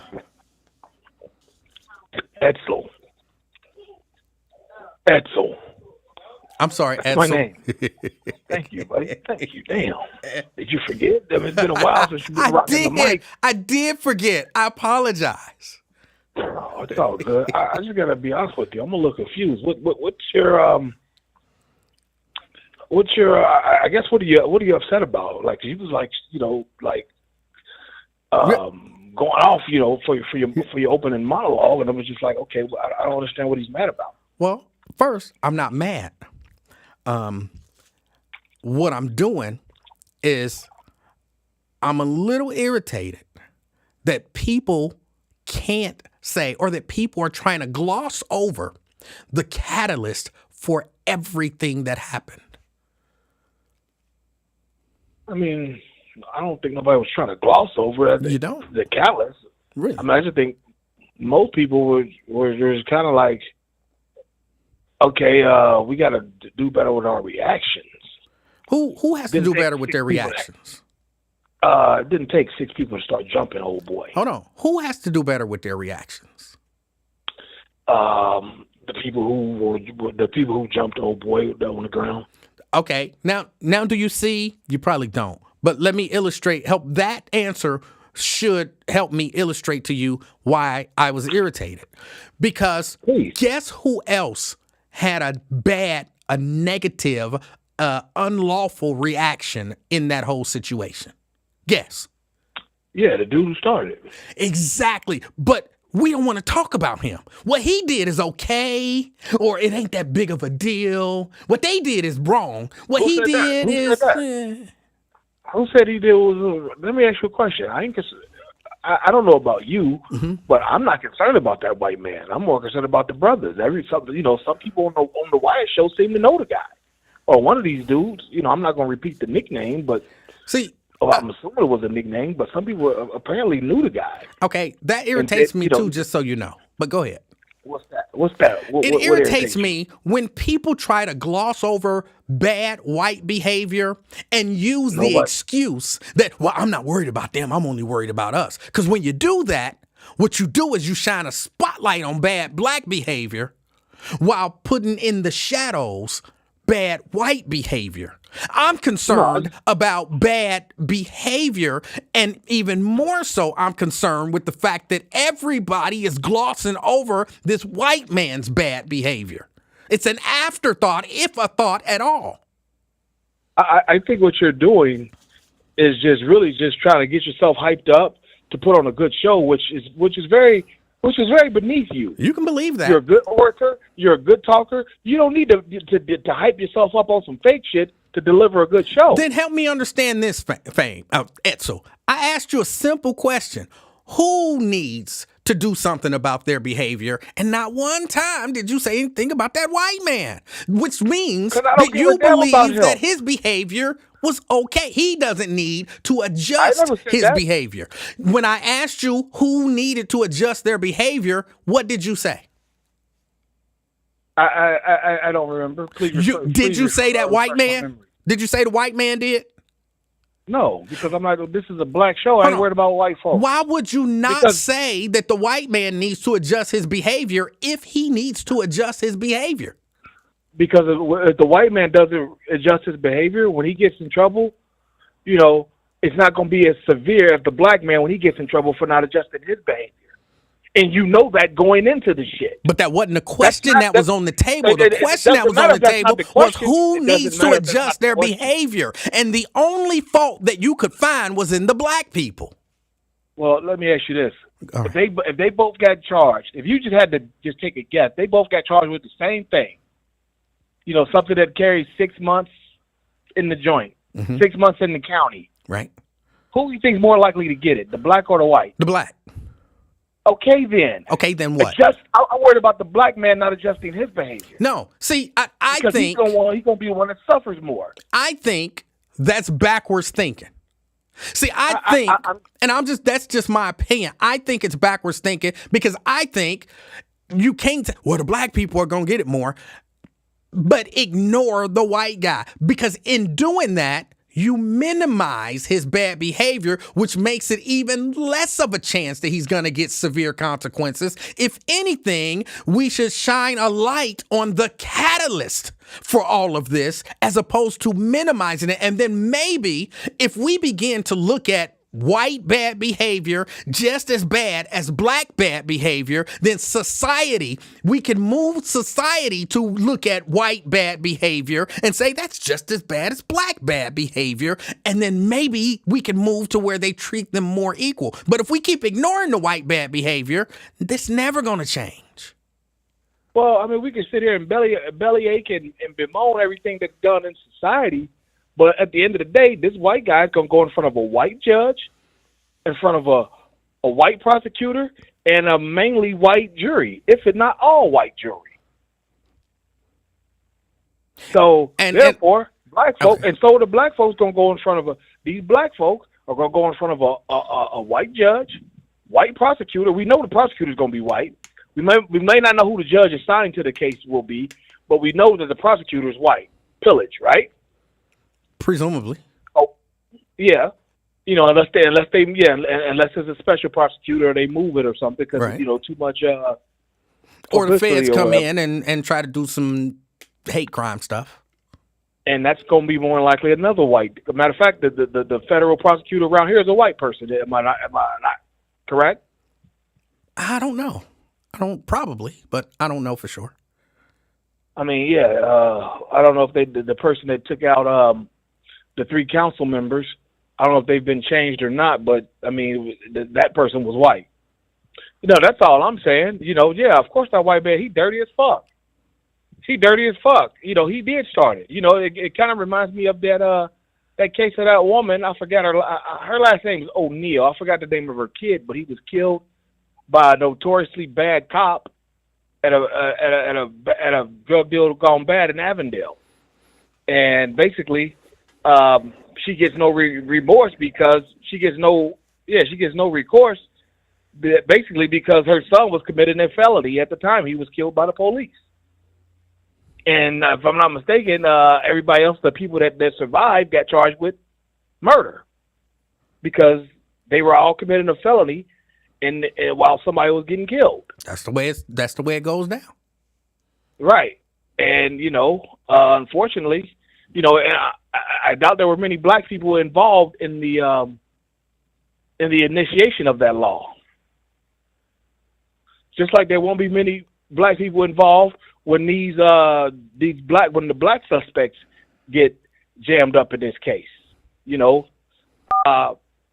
it just kind of reminds me of the guy who last week, the young fella who had the police bust out his windows. Mm-hmm. You know, it was like, you know, all right, it appeared that the kid was fishing for a lawsuit, and and got a little more than what he asked for. You know, I didn't get that from that at all. Because that was some punk ass shit. If you gonna stand there and talk all that shit to the cops and be that defiant, you gotta be ready to throw them things. That's ridiculous for you to say. No, it's not ridiculous. That's some bullshit. No, to go out it's there not. and to go out there, be fishing for a lawsuit, you know. And Again, act like that's you wanna your put your stand with the characterization cops. that he was fishing for a lawsuit. Sounded to me like he was saying, I don't understand why I'm being pulled over. I don't think that that's a law that I broke, but could you please get me a supervisor? That is not, in my opinion, that's not grounds for getting your window busted out, getting punched in the face, repeatedly slammed, kicked, and all of that stuff. It don't matter what it is. It's a possibility. It don't matter if it's legal or not. It's a possibility. Well, but again, So all I'm saying is that your characterization that he was fishing for a lawsuit, I think is potentially slanderous. Because real ones don't do that. Real ones don't do that. What? Real ones don't do that. You know, okay, it's whatever. I don't like what you're doing. I'm gonna handle this in court. I'm not handling this on the sidewalk. That's nonsense. That's nonsense. What he was trying to do was de-escalate a situation by asking for a supervisor. I don't think it's nonsense, but I mean, but we're going to agree to disagree just because, you know, we're so diametrically opposed on these situations. Yes, sir. You know, nothing's going to come out of it. However, on the Wyatt show last week, there was a gentleman who's running for city council, Kevin Farmer. Okay. You know, I let it be known that he was an asshole and, you know, a dickhead, everything.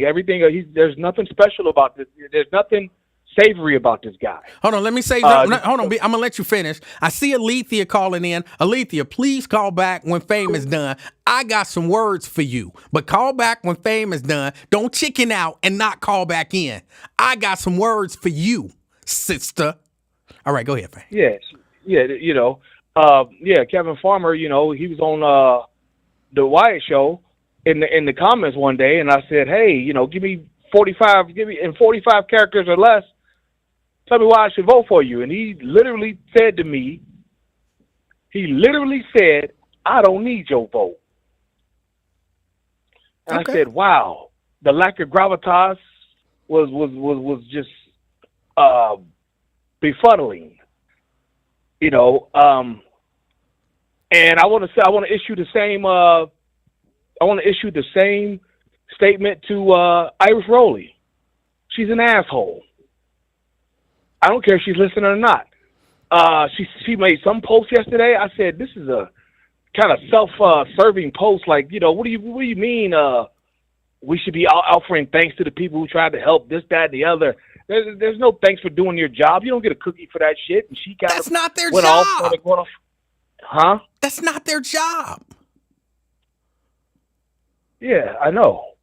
But that's what I'm saying. But she's a city employee or contractor.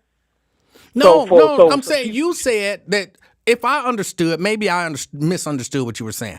I thought you were saying you heard Iris saying that, you know, we should be maybe, I'm going to use the term celebrating, but celebrating the people who were attempting to break up that fight.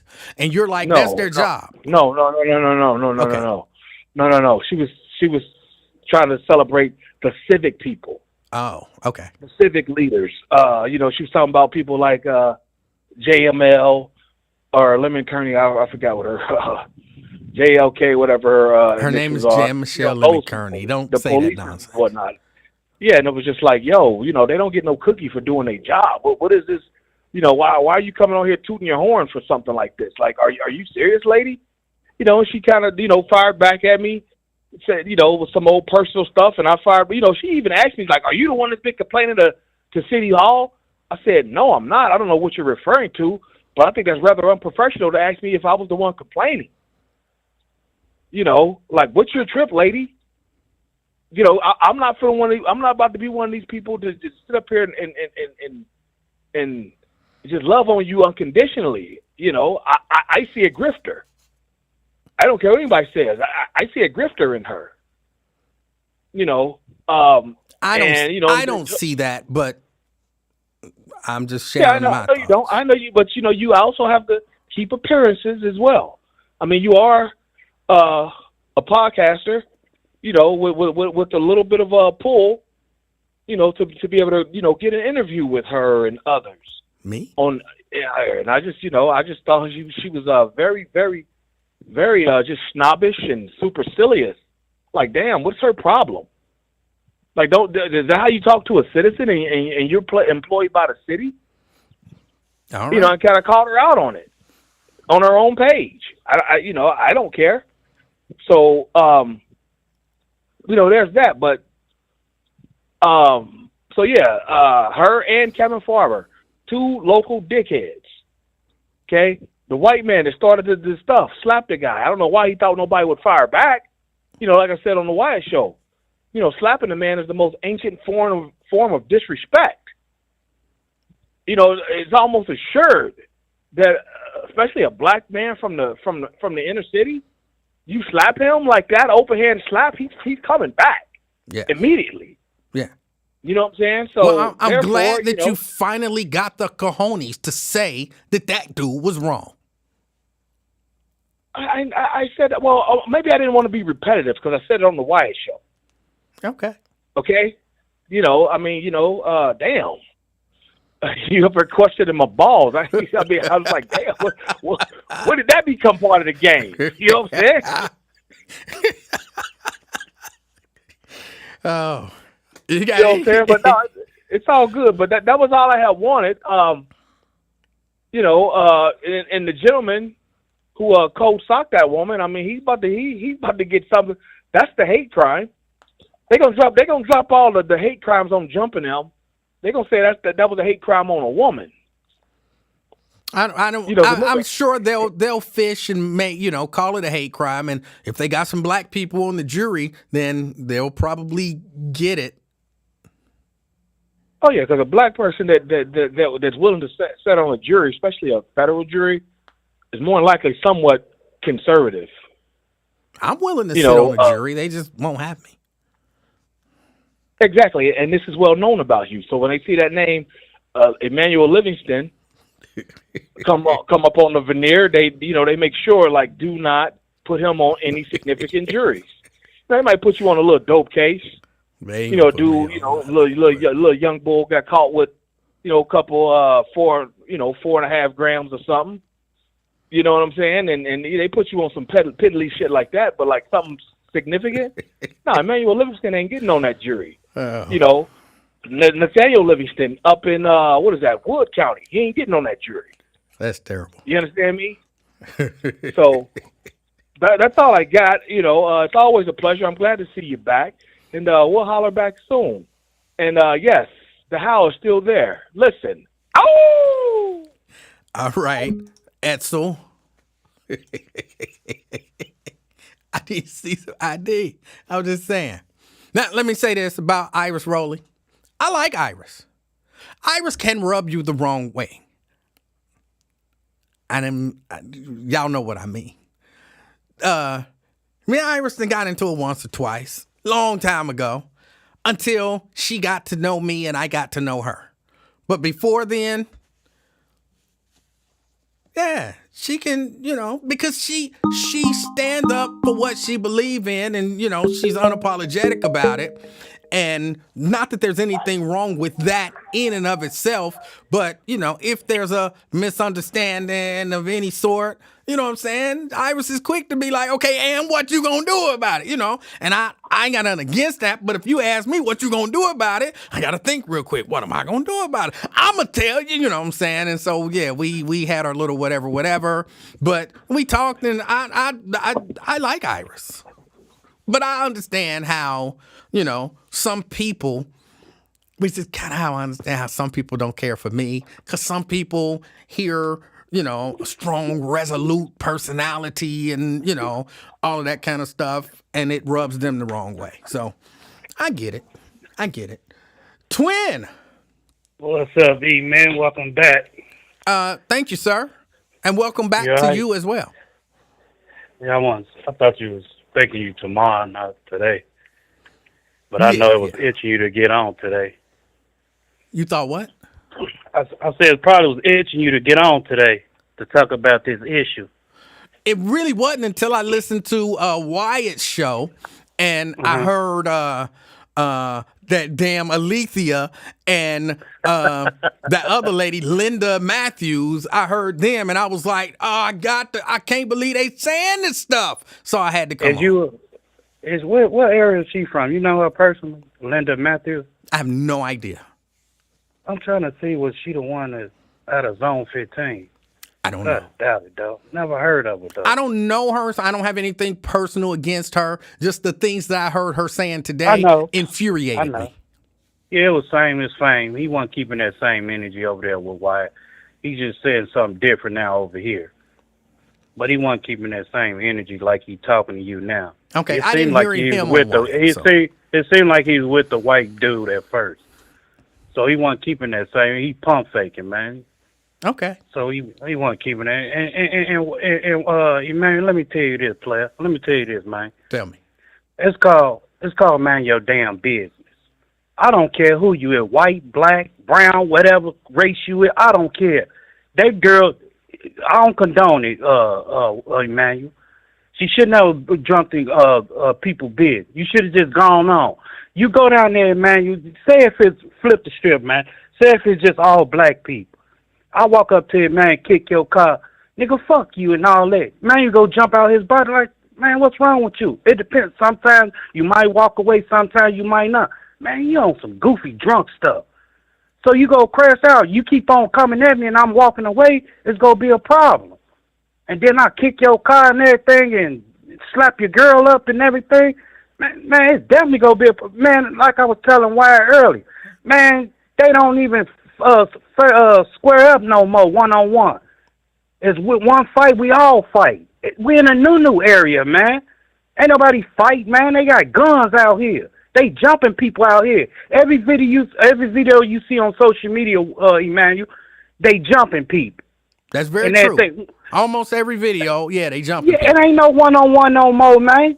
They jumping you. If not, they go steal on you, and here come the next punch. His brother or cousin go follow behind with like it's a WWE match. Come on, man. Well, they don't do that in WWE, but I understand what you're saying. Well, you know the tag team match, man. Yeah, they don't do that. Well, man, whatever, extra. So yeah, Emanuel. So and then that lady, man, she just look at it as a racial issue, like we savage and all that doing and all that Tristan Mackey, whatever damn name, that federal phrase wench, man, I can't stand her, man.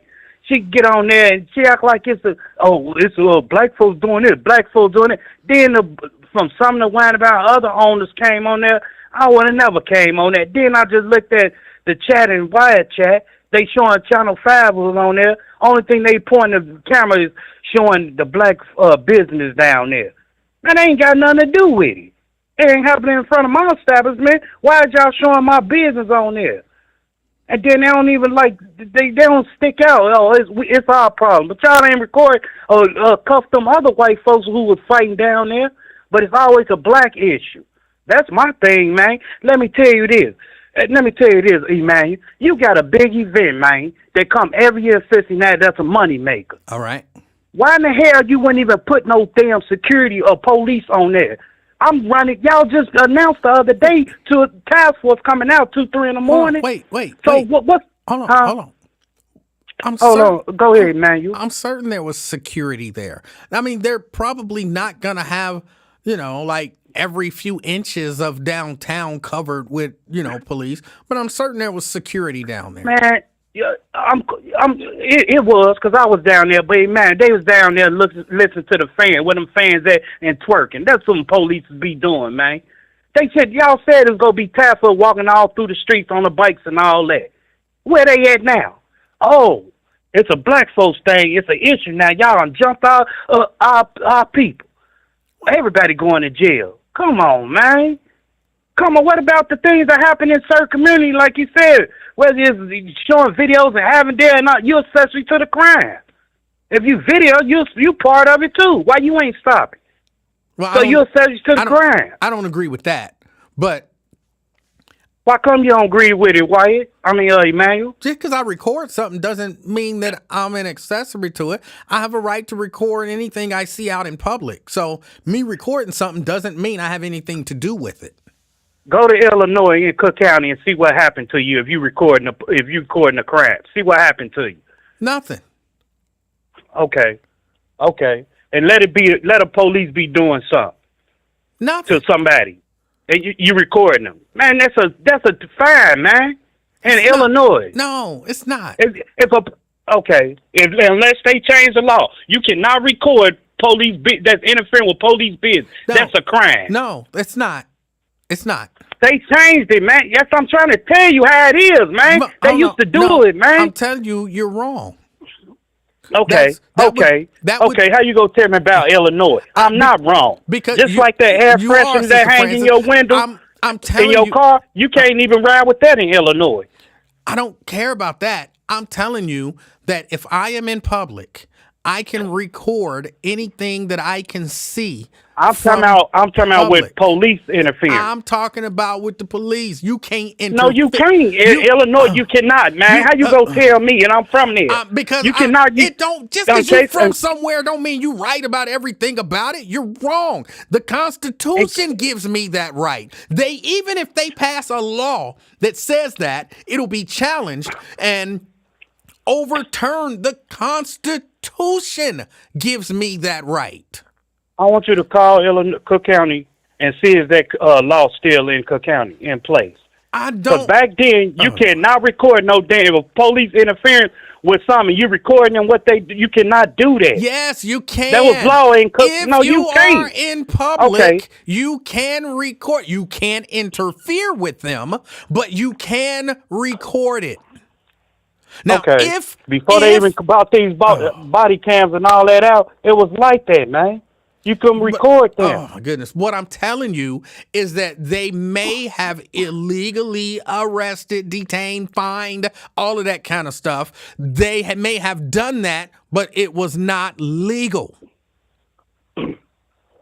Well, anyway, off that subject, yeah, he was wrong for what he did, Emanuel, and everything, or knocking that lady out, but you don't get it. Just mind your business, man. You could have kept going.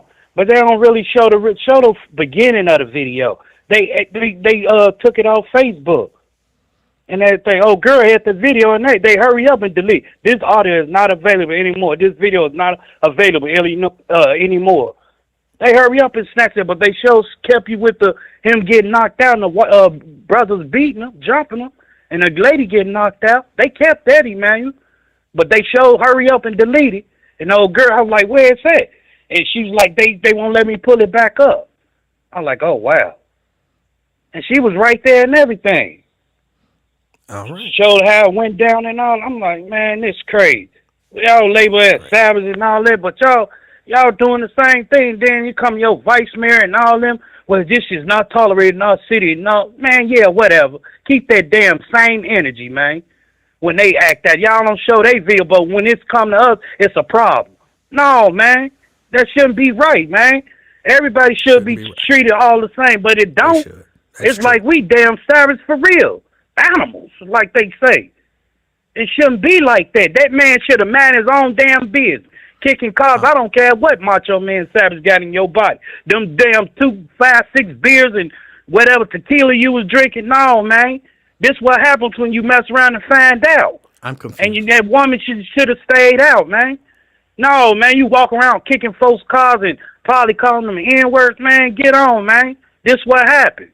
So you feel like you want to do that. This what you deserve. I hate it went down like that, but it is what it is. I'm not having no sympathy for nobody, man. Because I probably would have walked away. I ain't about to argue with you. It's 2 of us and 80 of y'all. No, I'm cool. I'm telling you, I'm confused. I don't know who you're talking about when and what they did. Man, what happened down at that that white man? He should have minded his damn business. The white man. That's what should have happened. That's what you were saying. The white man should have kept going, man. His own business. Okay. It would have escalated, man. He would have stopped that. Okay. If he would have just minded his own business, but hey, this is what you get. I don't have no sympathy for that. You just nitpicking for what? For what, man? Because you drunk, you 6'4", whatever tall you is, want to slap people. No, keep your hands to yourself, dude. You and your lady won't get knocked out. Now you want to have sympathy. He come to, hey, we've got 5 people locked up and all that. Man, yeah, whatever. Whatever, man. I Shouldn't don't be think like that. I don't think He should be. He provoked that and everything. Hey, I agree. What you say, man? I agree based on what I saw and what I understand. He provoked it. I don't think his wife deserved to get knocked out and all of that kind of stuff. I don't know. Did she pull that girl head? But did she pull her wig off or something? But if somebody is, assaulting my spouse, I'm going to pull them off too. Hey, man, check this out. Okay. This is I'm gonna see. Do you agree with me? Oh. Say I'm gang banging, right? Say what? Shorty out there too. Hold on. Say I'm out there gang banging. Oh, you would never do that. No, I'm saying I'm out there. Whatever.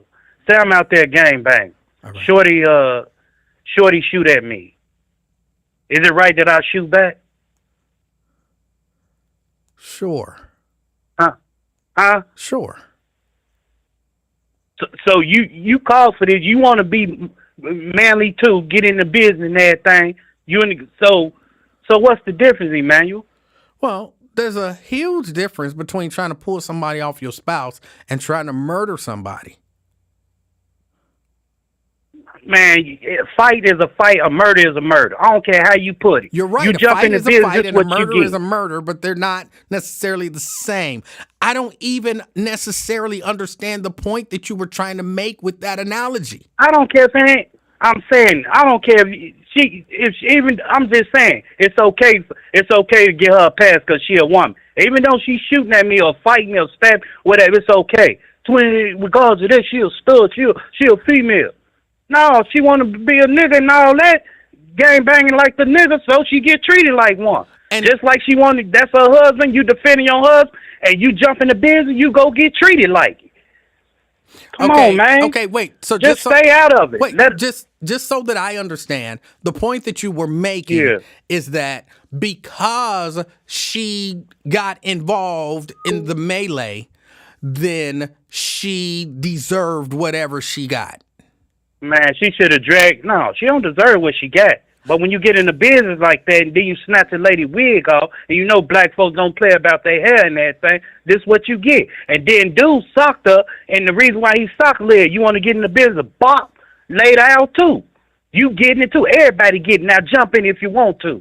Probably if it was another brother who they probably spared their life. They probably go do him in too. Everybody can get it out there. Okay. That's how he was treating the system. The whole thing, man. I think they went too far, Twin, in their response. I understand how and why one can do that, but I think they went too far in their response. This ain't gonna sound great, but I'm all in on a good beat now. But at some point, you won, and get out of there. I mean, yeah, they did. They went to because I was expecting when I first seen him, man. Real talk, I thought it was little kids at first, like teenagers, like maybe 25, and I'm like, man, that's some grown people. Because I thought it was some 25, 21 shorty out there jumping, and then I'm like, man, that's Goonie, and that's such and such as, oh man, there's some grown people out there. That's how I thought. But excuse me, dude. Man, he should have just mind his business, man. You know how them white folks is get drunk and, think they march your man Randy Savage out there. And, hey, this is the receipt you get, man. You don't get no refund. All right. All right, man. Have a wonderful day. All right. That was Twin. He spoke his mind. And you can't be against somebody speaking their mind. You might not always understand the way things are processed in their mind. But he had thoughts.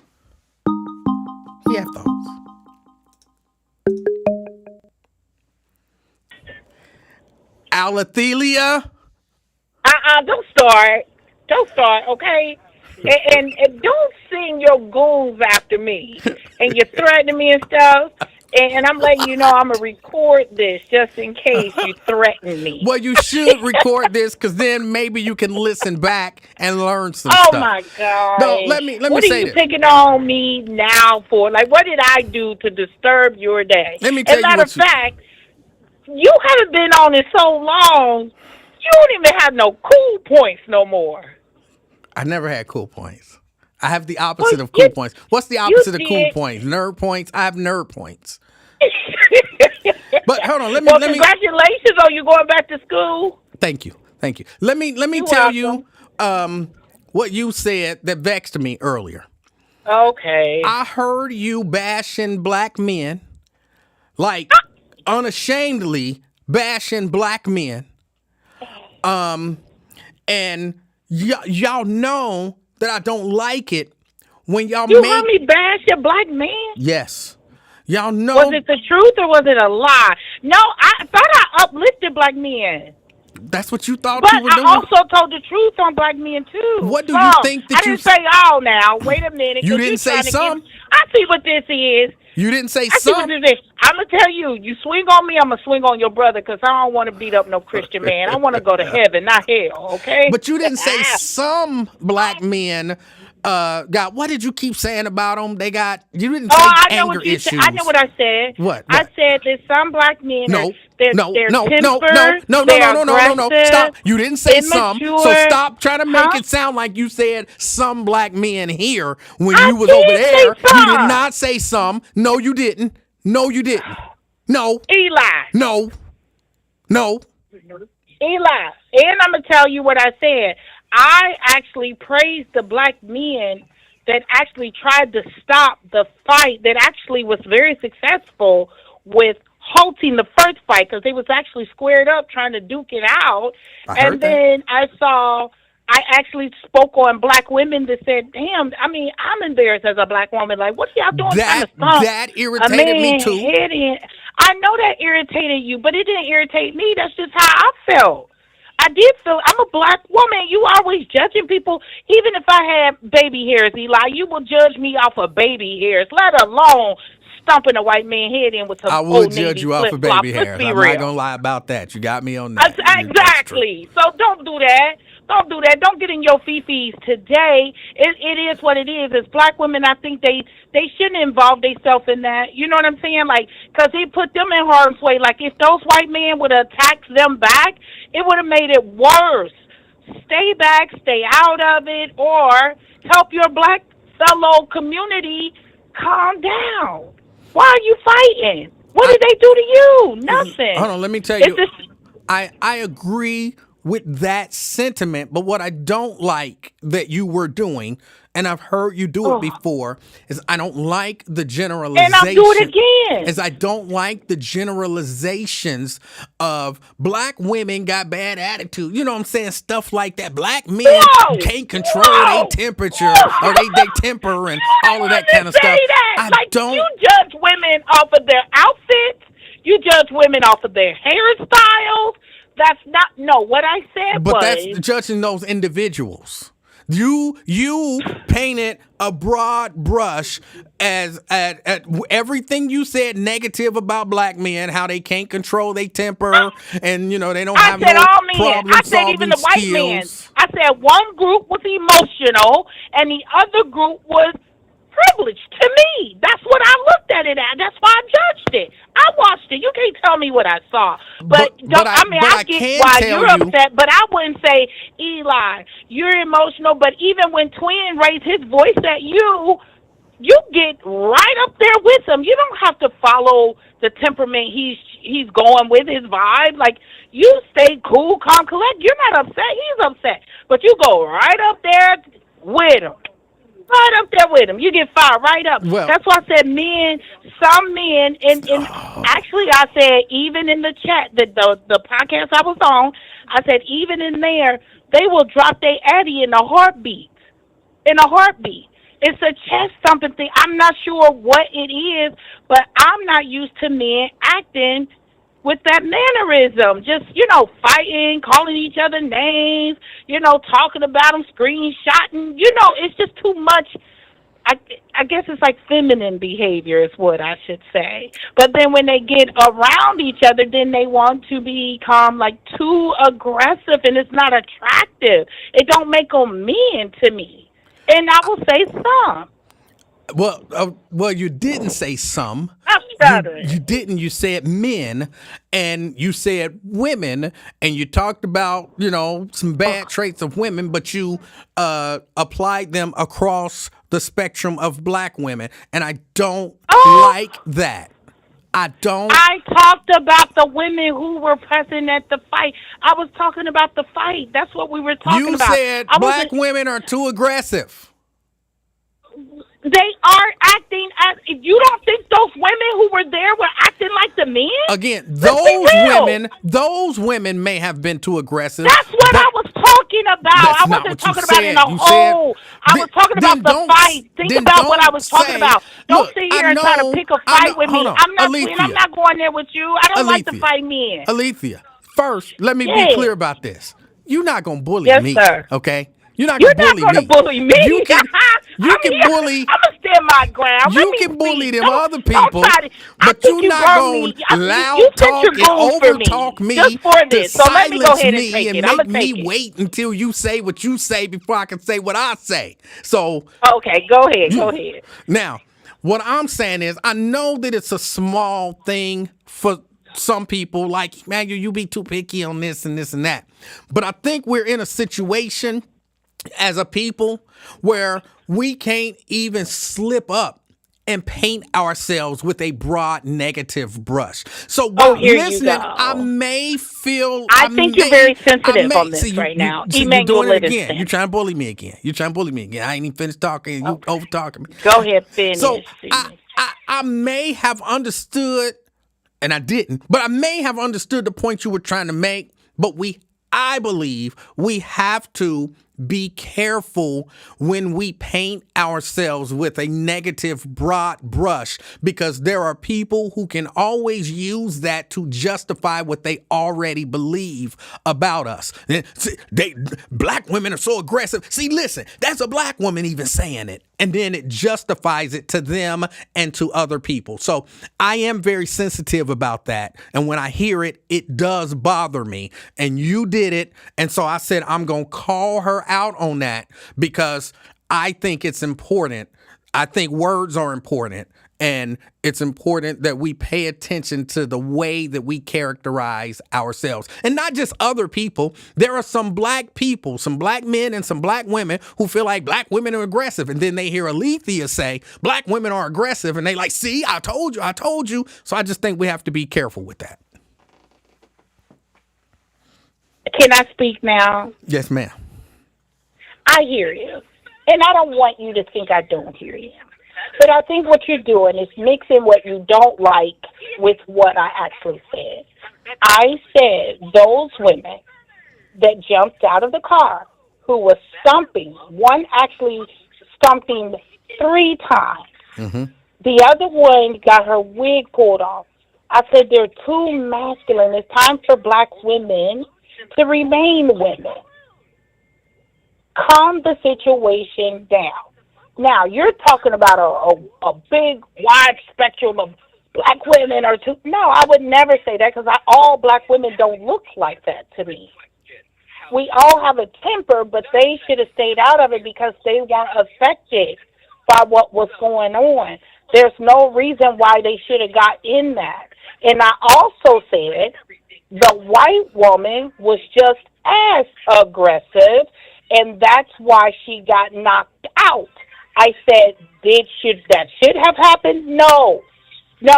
But if she stayed in a woman's place, which was out that man's face, and worried about her husband, protect her husband was getting stumped out, Eli. Like, that's why I was telling you, like, if she should have drugged that man out that street, away to a police, wherever safety was, I would not have been antagonizing another man. It's because after she did that, they went back to her husband and beat him down some more. Like, I was saying, just stay graceful. There is no place that a woman should be than fighting a man. And that's all I stated. That's where my thoughts were. So I understand what you're saying, and I agree. I will never downgrade the black woman and say, oh, they're too masculine, they're too aggressive. That's not what I was talking about. I was talking about this fight. They were very aggressive. They were out of place. They were out of line. And I also stated that about the white woman. Okay. So we okay. Let me ask you this. Okay. What are you cooking for your husband tonight? We're in the car taking my mom to get. I just got out, first of all. Okay. I just got off of work. And matter of fact, y'all got me in trouble at work because I work with a lot of white people, and I have you on speaker because my husband took my AirPods, right? So I had to leave you on speaker, and y'all just out here just white people, black people.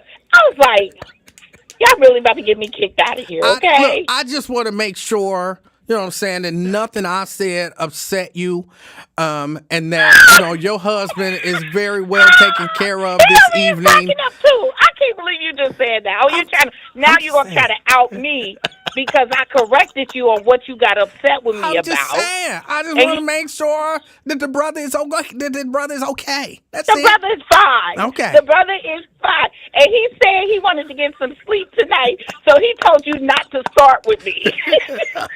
I just want you to be pleasant to that brother. That's it. Just be pleasant. He said he about to call your show now. On your show. I never speak, but I'm a speaker. No, that is hilarious. But yeah, if I ever misspeak like that, I don't mind you calling me out because I represent my black women. I love my black women. I think they're phenomenal. I do. All I don't think there's no other woman like them, seriously. But I just know that's not a good look for us. Okay. That's why I said I was embarrassed. Like, like this ain't what we do, But it was horrible what I saw. I do agree with you.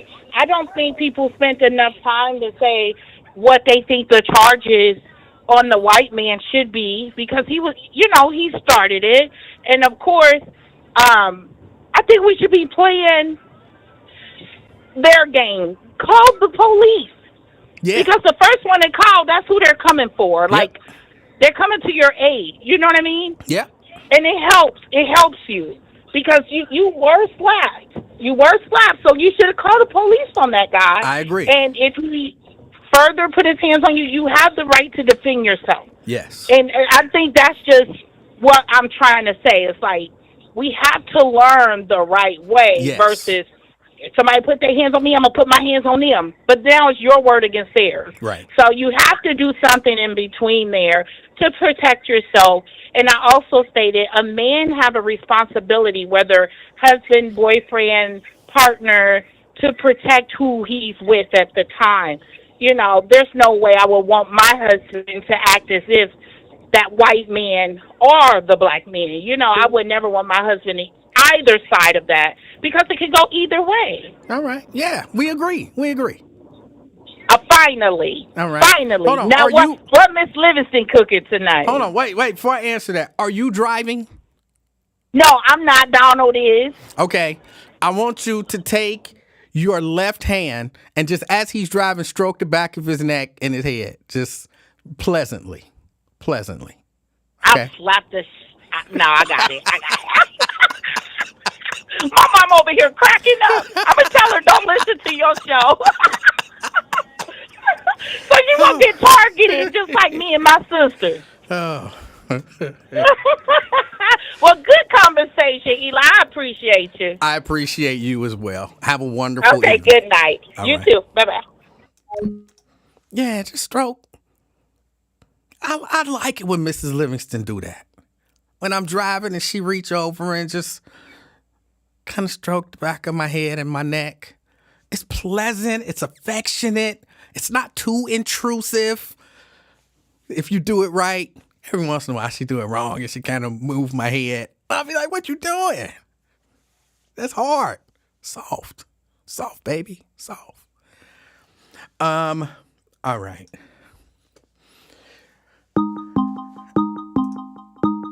Oh. Grab Brent. I'm just glad you said wanted Alethea to stroke her husband's, the back of his head, because Mama in the back seat. You don't stroking other things. Oh, no. Yeah. I don't even know why your mind went there, Brent. You nasty.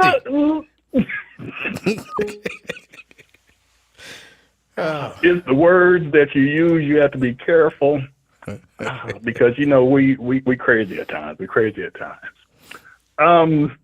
But yeah, no Rasmus report today. I know time is running along. Why didn't you call out Yolanda for being Shelly? That was not Shelly. Are you sure? I'm sure. Because Shelly, I'm sure she's getting a couple of different child support checks from black dudes, because she's been messing with black dudes. But she had a bunch of pregnant pauses in there, like Shelly would do, and just could not bring herself to say that if hypothetical, if the white man would have started, he was wrong. She just would not bring herself to say it, and that's something that Shelly would do. But if anything else, they share some of the same traits. I would agree. They did. But I'm fairly certain that was not Shelly. Okay. All right. And lastly, with folks are talking about you got to break that up, and what's all going on, and people that were now the people egging it on, they shouldn't have been doing that. But if you just there filming for documentation's sake, if you try to break it up, man, you are just asking for it. Yeah. Because even back, because people have this Pollyanna. Back in my day, we didn't fight and we didn't jump. We fought one-on-one. It was heads up. Back in my day, in the 80s, I remember walking home from a basketball game and was going over to my cousin's house, and there was a group of folks who lived in Brandon Drive. That was like one of the project areas, but it didn't make a difference. But two girls started to argue, and this one dude, he was a big dude, he tried to, break it up. Next thing you know, boom, a dude hit him in the back of the head, and then next thing you know, the two girls and two other guys was jumping him, dropping boots on him and everything. And I'm like, oh. And he got up, and all of them kept on walking home. So that just taught me right there, hey, if you ain't directly involved in it, you stay out of it, because you never know. You could be collateral damage. You could be out there trying to do the right thing and get caught with anything, because not everyone there knows your intentions. And I'll tell you, the only people, like, I won't even be like, hey, chill out. I won't even do that if I don't know you, because I don't know you. You know what I'm saying? Now, if I know you and something going on, hey, bro, come on. No, come on. Stop, whatever. But if I don't know you, I'm not even, my voice ain't you. Nope. Look, I'm going to be like Brother James Muhammad when he saw that dude get folded up. He didn't get knocked out. That story will never cease to be funny. Oh my goodness. But yeah. Oh yeah. And one thing, just from Lincoln Show, the one thing I learned out of that whole Smitherman call is that he is not running for mayor. But if he was mayor, I know what he would do. And again, I didn't hear Smitherman's call on Lincoln. I heard Smitherman's call on the morning show on 700 WLW. Yeah, Lincoln. Well, because he kept on saying it over and over again. I'm not mayor. I was vice mayor, but I'm not mayor. But if I was mayor, I would have the National Guard. I would have called the governor, and I'd have had the National Guard for one fight out of 100,000 plus people. Yeah, you're gonna call the National Guard because you saw Sweet Polly Purebred get knocked out. Man, jokers like that, and his call went on way, way too long. But goodness, when was the last time, when you were still there at the station, when was the last time that Smitherman actually called in? I couldn't even tell you. He hadn't called in such a long time. But again, I believe, because, I tuned in much later and saw some comments about Smitherman had called in. And I knew then Lincoln heard Smitherman say that inflammatory stuff on 700 WLW. Lincoln probably called Smitherman and said, hey, can you call all that stuff you were saying on 700? Can you call and say it on my show? It'd really get people fired up. And Smitherman said, sure, I'll call and say it on your show. And that's what happened. So I knew that was what happened. And he figured if you call and say some inflammatory stuff, people will be mad, they'll call, and then it's an easy day for me. Yeah, and that's why I've called him out before when he says that it's good radio. And I always would tell him it's good radio for who and for who and at whose expense. Right. If it's at our expense, oh, hell no. You cut them jokers short. You may let them get on, but you do them like they used to do Glenn down the dial. You have them hold on forever, and then you save them to the last few minutes, and then you cut them short, and then overtalk them and cut them short. But, yeah. And we don't need to know what folks like Smitherman think and what them racists think. We already know that. If it's something righteous for black people, guess what? By default, they are against it. Yep. So, but, yeah. All right, but that's all I got. I'll keep it short today. All right. Hey, I appreciate all you right, calling. you have a good one. All right. B-Rab, I saw you called a couple times. You can call back. I'll take your call. I got to get out of here shortly. But I'll wait for B-Rab to call in and get his thoughts out. Jefferson, so you think he did it purposely? Absolutely. That's one of the plays that's one of the main plays in his playbook. Get somebody to say something inflammatory and sit back and let everybody call in and respond to it. I mean, it ain't just him. It really is kind of a, in terms of like talk radio and all that kind of stuff, depending on the type of talk radio. That's a ploy that is used. You're going to get people to respond. It's going to make people mad. It's going to get them fired up. They're going to want to respond, so they're going to call in. So you don't have a whole lot to do. That's just the way it is. Just the way it is. The way some people do it. I would have never done it. Like if I would have called, if I hear you say something inflammatory, and I'm like, hey, why don't you call my show? Say the same stuff that you said over there. I'm calling you because for me, it's like, hey, you know what I'm saying? Why don't you, to me, why don't you say that to our face? You know what I'm saying? So we can challenge you, like legitimately challenge the stuff that you're saying. Like, oh, we animals and we this and this and this and that. Say that to my face. Call my show and say what you said over there. That would be, the spirit behind it with me, as opposed to, call my show and say what you said over there. But that's just, different philosophies. One's not right and the other's wrong. They're just different. All right. It don't look like B-Rab is going to call in. I was giving him room to call in. But yeah, it don't look like he gonna call in. I appreciate everybody hanging out with me. I do have some stuff that I have to do, and I just received a call. I gotta call him back. Everybody, enjoy the rest of your day.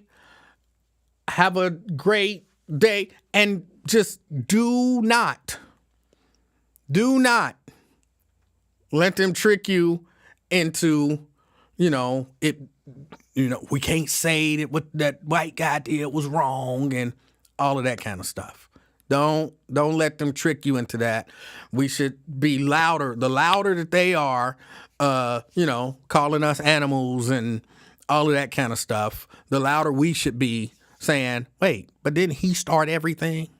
Ain't it a legal principle that the person who starts everything, if you are the reason it started, you are responsible for the outcome?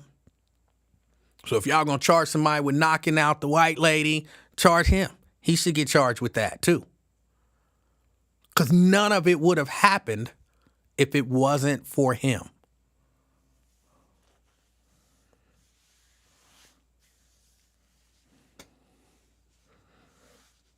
Some people ain't gonna like the stuff I said today. I want to tell y'all, I don't care. I'm telling the truth. If I said anything on here that's not true, somebody call me on it. Somebody call me on it. All right. Enjoy the rest of y'all evening. And as always, Jerica said tomorrow at 6. I'm not sure. Probably tomorrow at 6. But I can't say with 100% certainty. I don't know what's going to happen. But that is the plan. That is the plan. Until then, be the reason that somebody smiles today. Till next time, I'm out, y'all. Peace.